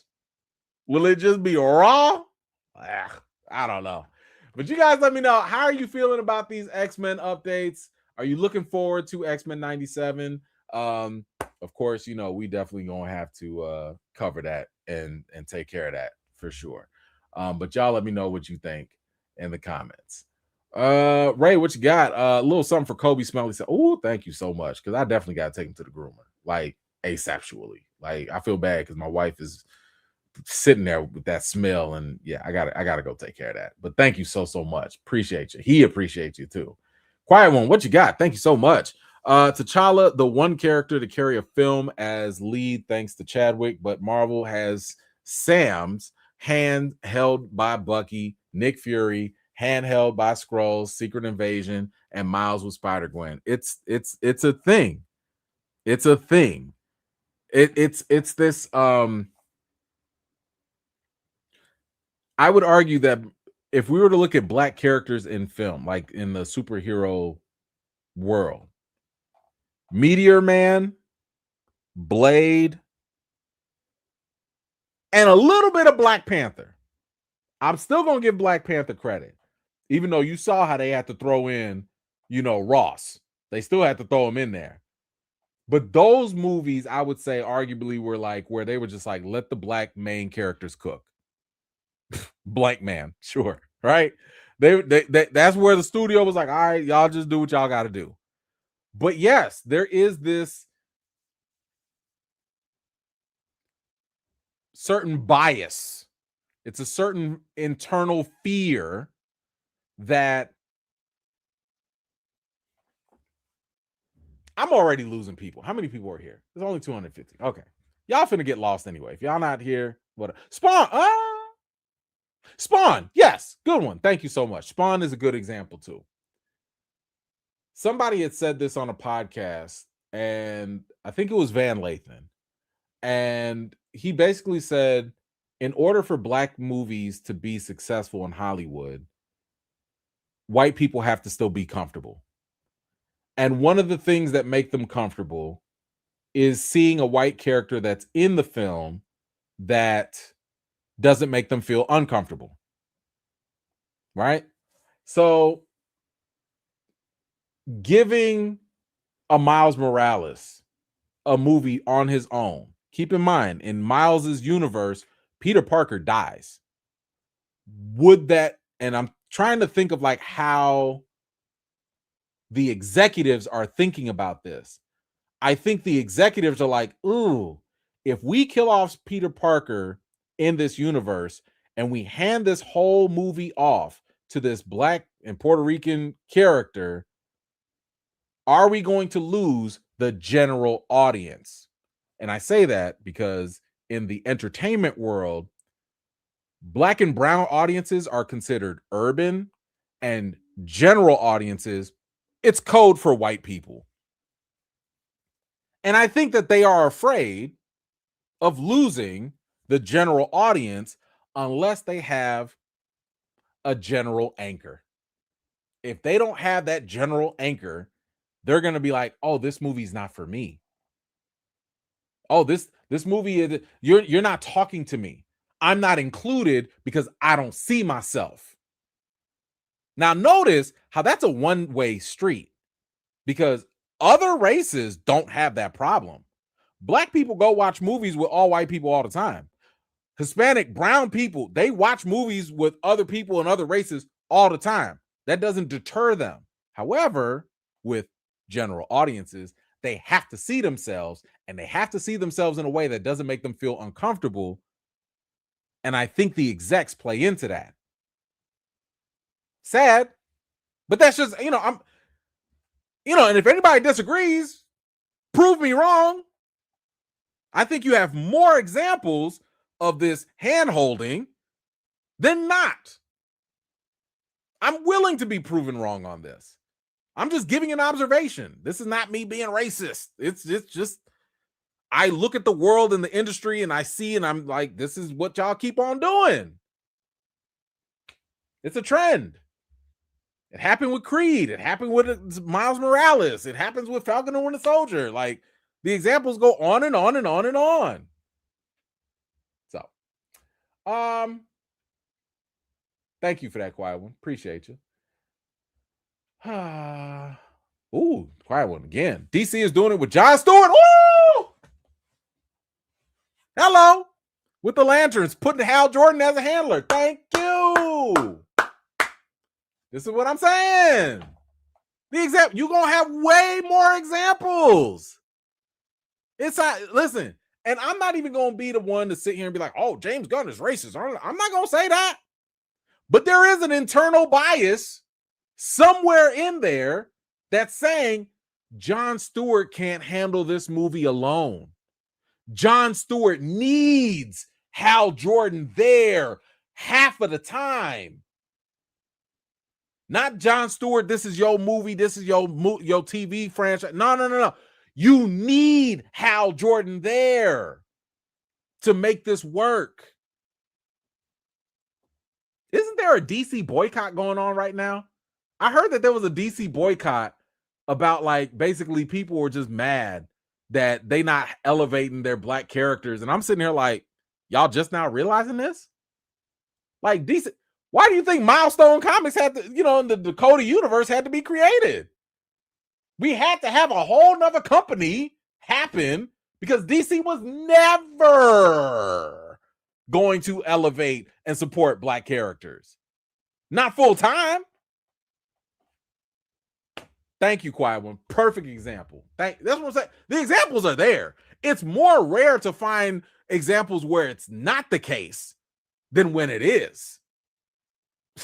So, y'all ready? Y'all ready to talk about what they mad about? Yeah, okay. About to see these numbers dip. Boy, people are like, I don't like this. This is not, I came here for from. This is not what I came for. No. Listen. Surprise. I'm black. I love it when people be shocked. I love it when they be like, what is this? What is this discourse? What is this? I didn't come here for this. I came here for the nerdy stuff. Oh, anywho, would y'all look at this? Look at this woman. This is Lupita Nyong'o. In case you did not know, Lupita Nyong'o is currently starring in Christopher Nolan's The Odyssey. And if you were unsure about what role she is playing, she is going to be playing Helen of Troy. I think we'll go into the backstory a little bit, but Helen of Troy is the reason why the Trojan War started in this Greek mythology. She was considered to be the most beautifulest of women's in the world. It's a bold claim. It's a bold claim. So Lupita has been cast to play Helen of Troy. Let's get into the story. Let's get into this. Nyong'o plays Helen of Troy, the Greek mythological character who was thought of as the most beautiful woman in the world and is often referred to as the face that launched 1,000 ships. However, with commenters like Matt Walsh saying that not one person on the planet actually thinks that Lupita Nyong'o is the most beautiful woman in the world and that Nolan was a coward for choosing her instead of a white woman. Elon Musk concurred, saying Nolan cast Nyong'o because he wants the awards. Ooh, wait. You know,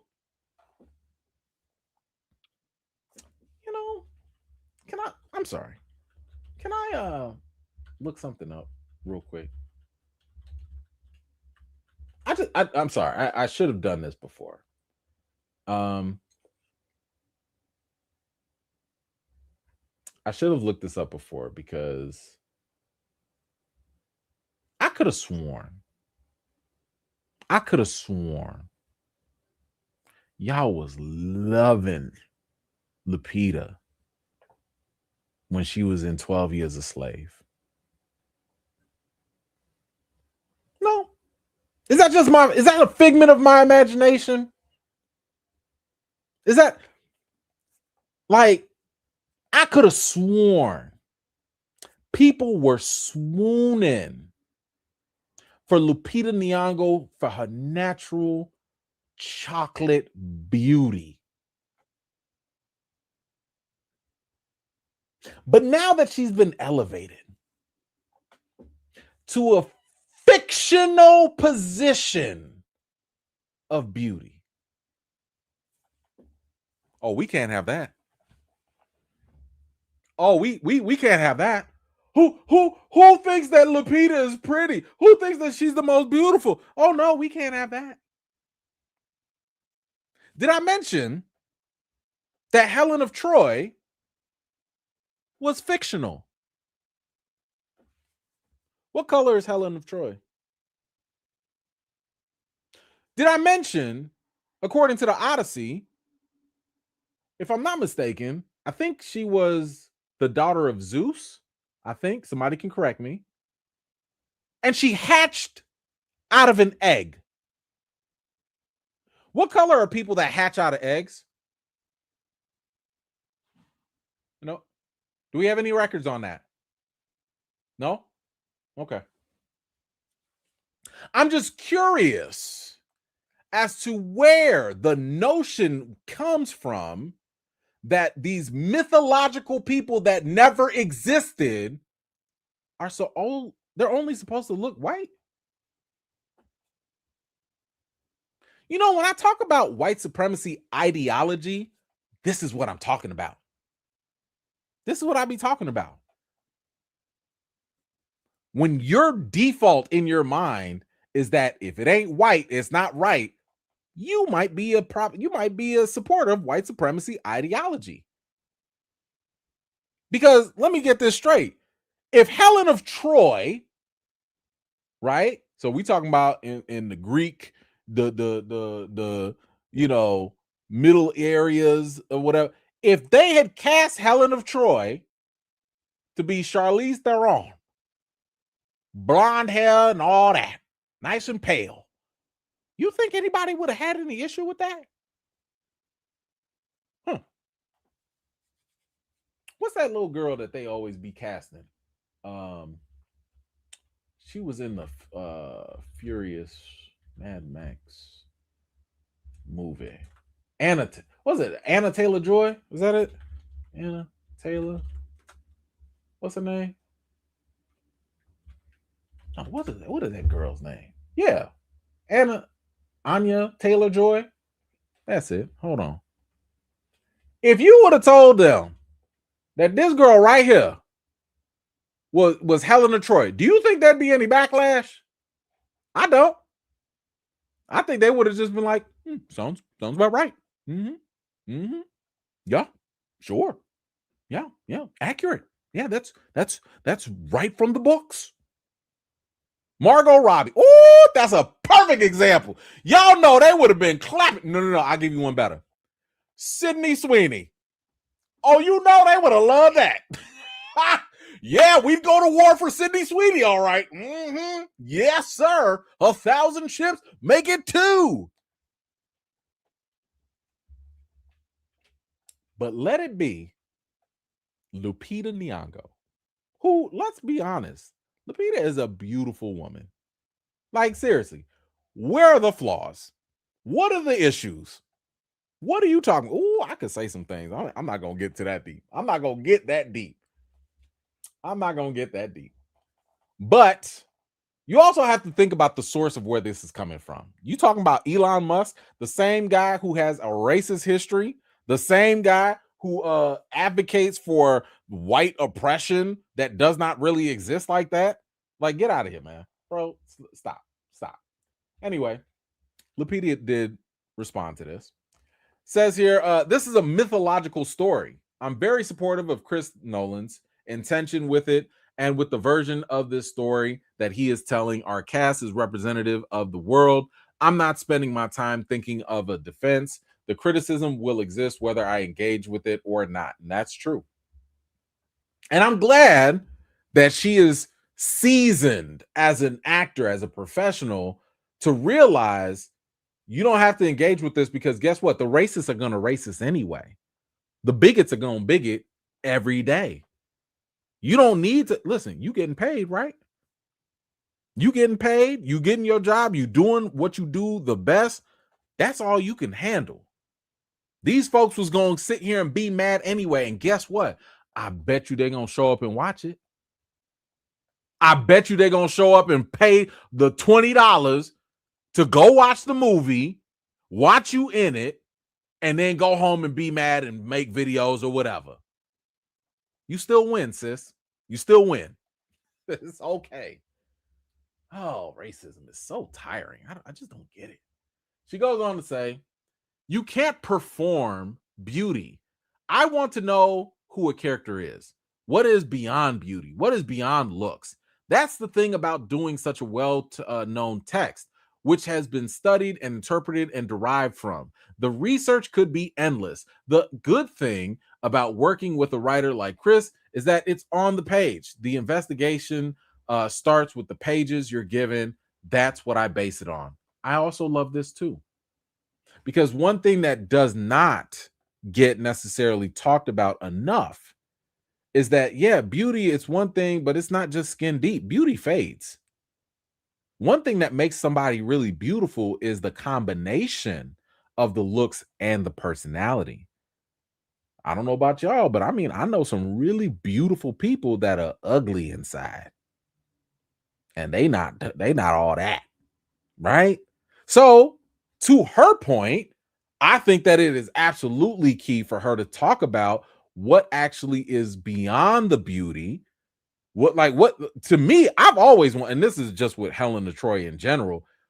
Who the hell, you gotta be a bad woman to make two countries, not two brothers, not two guys, not two men, two countries go to war over that? Oh, you got to be the biggest, baddest of all the women's. Okay. So, yes, I think that is definitely something that needs to be explored. And guess what? You absolutely need a great actress, not just someone that looks nice, but you need a great actress to make us believe. Yeah, I see why they went to war for her. Yeah, I might strap up too. And, I might have to go to war myself for that. So yes, she is absolutely right. You can't perform beauty. That's a bar right there. Good stuff. I like that. See, that's why I mess with her. Of course, it doesn't end there. Travis Scott, who's also in the movie, and Elliot Page, who play undisclosed roles, have also faced racist and transphobic remarks, respectively. Of course they have. Why? Because America. That's where we are. That it. Who's surprised about that? Guys, come on now. Oh, it doesn't end there. In case y'all didn't know, Quinta Brunson is going to be making a Betty Boop movie. Yes. It says she will develop and star as Betty Boop in a feature film adaptation of the nearly century-old animated icon. And she's partnered with the grandson of the actual creator. But I wanted to bring this to y'all attention too. Notice something here. Uh-oh. Why are the comments disabled? Why can't nobody? Oh, that's right. Because they didn't make Betty Boop whiter. That's why. That's why. Of course. Of course. Remember what I said about the white Jesus? If you make Jesus whiter, no problem. No backlash, no nothing. It's all good. But you make him black. Can't handle that.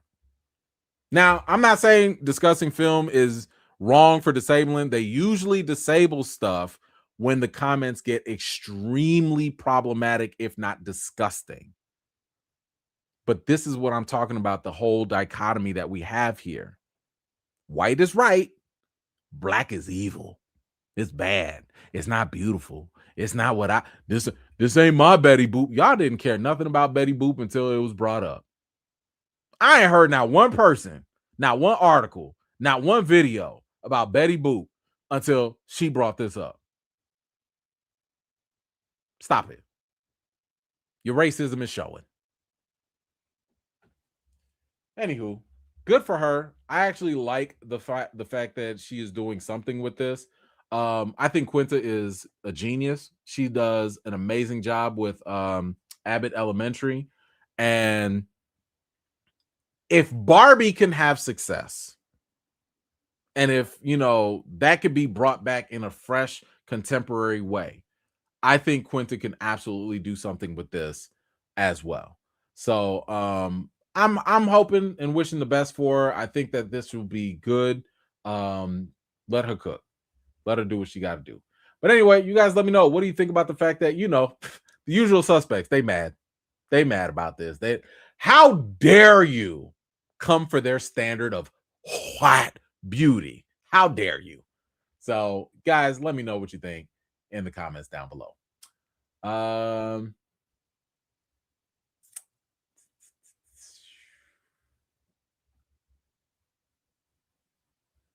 okay. Hold on. Quiet one. Let me go. There we go. So let's do the math. So far, the casting outrage lately: Black Ariel, Little Mermaid; Reva, Obi-Wan. Oh yeah. Black Star Wars lead, the Acolyte. Oh man, forget about that. Black Snake, that too. Lupita, Odyssey, and now Betty Boop. Like, hey, it's a whole lot going on. Yeah. So, I think we're starting to see a pattern here. I don't know about you, but I think we're starting to see a noticeable pattern at this point in junction. But thank you so much for that. DePaul, what you got? Speaking of brand new day, do you think Daredevil's showing up? I do. You're not about to have the Hand, which are pretty tied to Daredevil, and it's in New York. Ain't no way. And Daredevil showed up in the last Spider-Man movie. So now, will he be in there a lot? I don't know about all that, but I wouldn't be surprised if he shows up. I wouldn't be surprised if, given the ending of Daredevil, that should be big news, right? Like, everybody in New York should know what happened at the end of Daredevil, and it would not surprise me if, Spider-Man and him meet up in some way, shape, or form. Would not surprise me at all. So yes, I would actually even bet money that yes, he would show up. I think so. All right, that's that. I think, what do I have? Oh, I got Backrooms. Okay. All right, y'all. Now I got to give y'all my little review here for Backrooms. Now, just to kind of give you a heads up, I went into Backrooms extremely cold. I did not. I wasn't familiar with the Reddit posts. I don't know if this was a computer game, video game, or something. I didn't know anything. I just saw Chiwetel Ejiofor. I saw that it was A24. I saw that it looked kind of like a horror or something. And that was all I needed. I was like, okay, let me give this a shot. So for anybody that's coming in here thinking like, oh, well, you just don't know the lore. And you're right. I don't. I'm going into this as just a regular person who saw the first trailer. I ain't watched nothing else. And that's it. Okay. So with that said, let me kind of give a little bit of a intro for this. It says here that after a therapist patient disappears into a dimension beyond reality, she must venture into the unknown to save him. Okay. So, first off, let me just say that what I like, I'll start with the good. Performances I thought were pretty solid. Chiwetel Ejiofor is a fantastic actor. That goes without saying. I mean, if you've seen this man's work, he's going to deliver and not disappoint. And I was not disappointed with his performance here at all.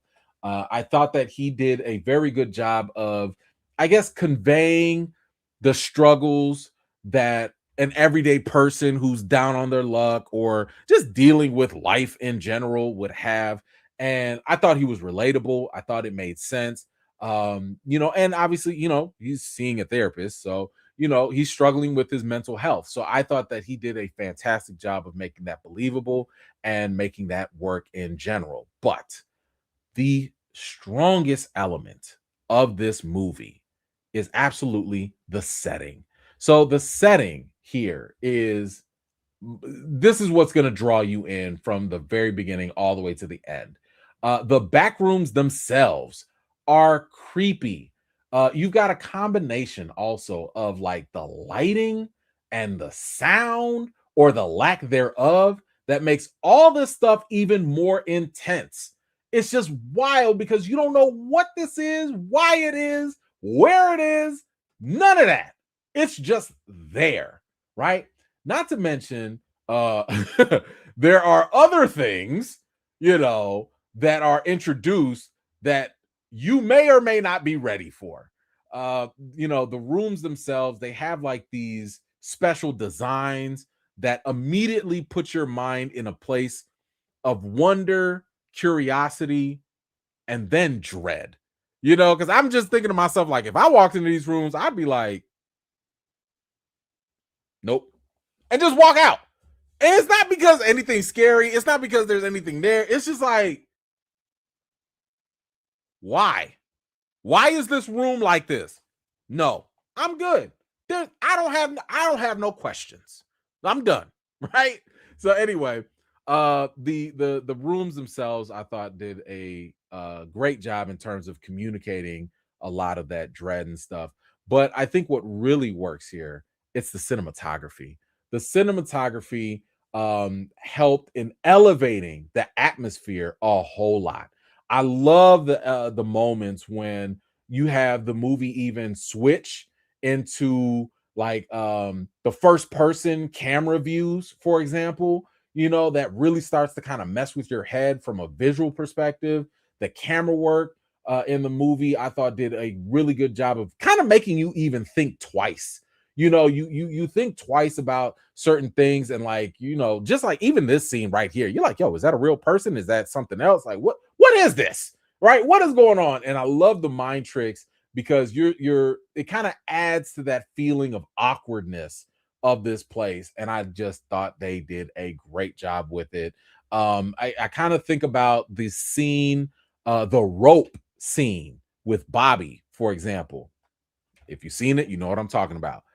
That terrified me, even if or when nothing or something would happen.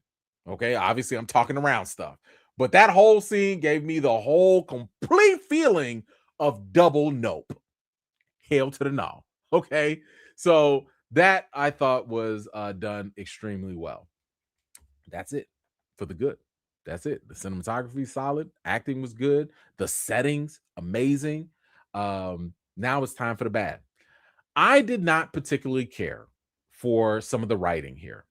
I didn't like the writing in regards to the actions and the motivations of the characters. So, for example, like I mentioned, in the intro, it makes no sense to me why this therapist would go to the lengths that she goes to help her patient. That was the point where I was like, no, no, no. Y'all lost me with this character. Y'all lost me because now she's just dumb. Okay. And this other character is just dumb. Okay. I know there's some wild stuff happening, but y'all can't be this wild with your decision making and this with all this insane stuff happening. You cannot do that and tell me, hey, keep believing this. I'm not going to. I'm not going. Okay. Not because now you want me to be dumb as well. And here's the other thing. I did not care for the shift in one of the characters' mental states. To me, it was too fast and it did feel a little underdeveloped. I'm not saying that it wasn't possible for this character to get into this mind state, but what I am saying is that they could have had the character make their shift happen with a couple more scenes. And because to get that character to go mentally that drastically far, you got to give me more. You can't just be like, okay, characters here, now they're there. I'm not with that. And just lastly, I did not like the third act of this movie. I thought the third act made little to no sense. The film does a very good job of raising questions. Like you definitely going to be introduced to some other subplots, which they develop a very good, compelling mystery. But the end of the movie, to me, that was incredibly unsatisfying. I thought it was way too ambiguous. It did not leave me in a place where I even cared to learn more or, be inquisitive about like a potential sequel or nothing. I'm like, yo, the abrupt way that it ends, it felt like a pretentious slap in the face. It kind of felt like, the director was like, yo, we're going to end it right here. Figure it out on your own. I'm out of here. And I'm just like, what the hell? Are you serious? So that's the bad for me. Let me kind of get into the overall reason with this. Backrooms to me it's a chilling, eerie experience that takes you on an incredibly wild, insane ride, but it ditches you in the middle of nowhere, and you got to figure out how you're gonna get home. Whatever the opposite of claustrophobia is, oh, you'll get there here, right? And I just don't know if this was actually a good story that was told. And this, I guess, how could I put this? Like, this is the kind of movie that highbrow critics or art house lovers, I think, will love and appreciate. And I don't say that as a diss. I mean that in a way that this movie will resonate with a specific niche audience. And it's not for the general audience. This is not for everybody. It's for the folks who like obscurely weird stuff. And again, that's okay if that's your jive. If that's your vibe, that's what you like, cool. Personally, I liked it to a degree, but not to the point where I have to like understand your movie. I need to go watch a whole video essay to explain the themes and to talk about the deeper meaning of the ending and all this stuff. If I have to do all of that, you're doing too much for me. We have to find a place, like a happy medium, where you're not spoon feeding me and hand holding me through the whole movie, but at the same time, you're not making this so obscure that the art, it becomes, it's borderline absurdity. So when it comes to the rating for Backrooms, I'm gonna give it a 5 out of 10. I've told y'all this before. I'm a destination guy. The journey could be terrible, but if you end on a terrible, on a good note, I'll give you a whole lot more credit and it'll make up for the bad. But if the journey is good and the destination is crap, you've lost me. Now I feel like I wasted my time. And this movie did make me feel like I wasted my time because it left me in a place that just did not really feel satisfying. If anybody is kind of wondering what this movie is like, I would say it's like a combination of Alice in Wonderland meets The Cell meets Cube meets Silent Hill. Do with that what you will. So this was not for me. I do think that, it might work for some other people, and that's fine, but that's just my take on it. You guys let me know. Have you seen Backrooms? Did you enjoy it? Maybe you did, maybe you didn't. I don't know. Whatever you think, let me know your thoughts in the comments down below. All right, guys. That is all I have for tonight. I think we are all good. See, now this is what I'm talking about. I gotta go do all this homework. I gotta go watch all this found footage. And here's the thing: I'm not going to deny that maybe if I saw the organic place that all of this came up from, maybe I'd be more compelled. You know what I'm saying? I'm just saying, like, yo, I came into this cold. I came into this like, what is this? I came into it with an open mind. Not for me. But I get it. I understand how some people are gonna gravitate, because like I remember it was so funny. After I watch these movies, the PR companies are there and they usually want our reaction like right after. And I remember one person came out and they were like, oh, this was so good. I gotta watch this again. This is amazing. And right after them, I come up like, yo, this ending sucked. This was terrible. It was just like, yo, what are we doing? What are we doing here? But anyway, listen, that's the beauty of art. That's the beauty of these movies. What works for me ain't got to work for you, and vice versa, right? So, hey, if anybody loved the movie, that's fine by me. Please you don't have to take my opinion as everything. If you still want to go see it, good luck. Have fun. I hope the best for you. But yeah, I don't want to have to go watch 10 hours of videos just to be like, oh, that's what that movie was about. No, man, it's too much. I got to cover from. I got too much time. I don't have that kind of time. Anyway, guys, thank you so much for coming in tonight. I really appreciate it. We do have From coming up, so if you haven't watched From, please make sure you go watch it. I gotta go watch this game. I gotta watch this dog too. Episode 6 is coming out tonight if you have MGM Plus. I want to say it's at midnight or something like that. Midnight Eastern time it comes out if you have it, or it comes out 9 Eastern on MGM or Prime Video or whatever. But I will have my breakdown up tonight, ready to go. Like I said, From is turning up, y'all. It's turning up. We having a good time with this, so make sure you tune in and have a good time with it. But all right, guys, I will see you guys next week. I also have some fun little surprises coming up throughout the week, so make sure you stay tuned for that. All right, guys, enjoy your weekend. You know the routine. Wash your hands, wash your butts, and everything in between. And until next time, see you guys later. Peace.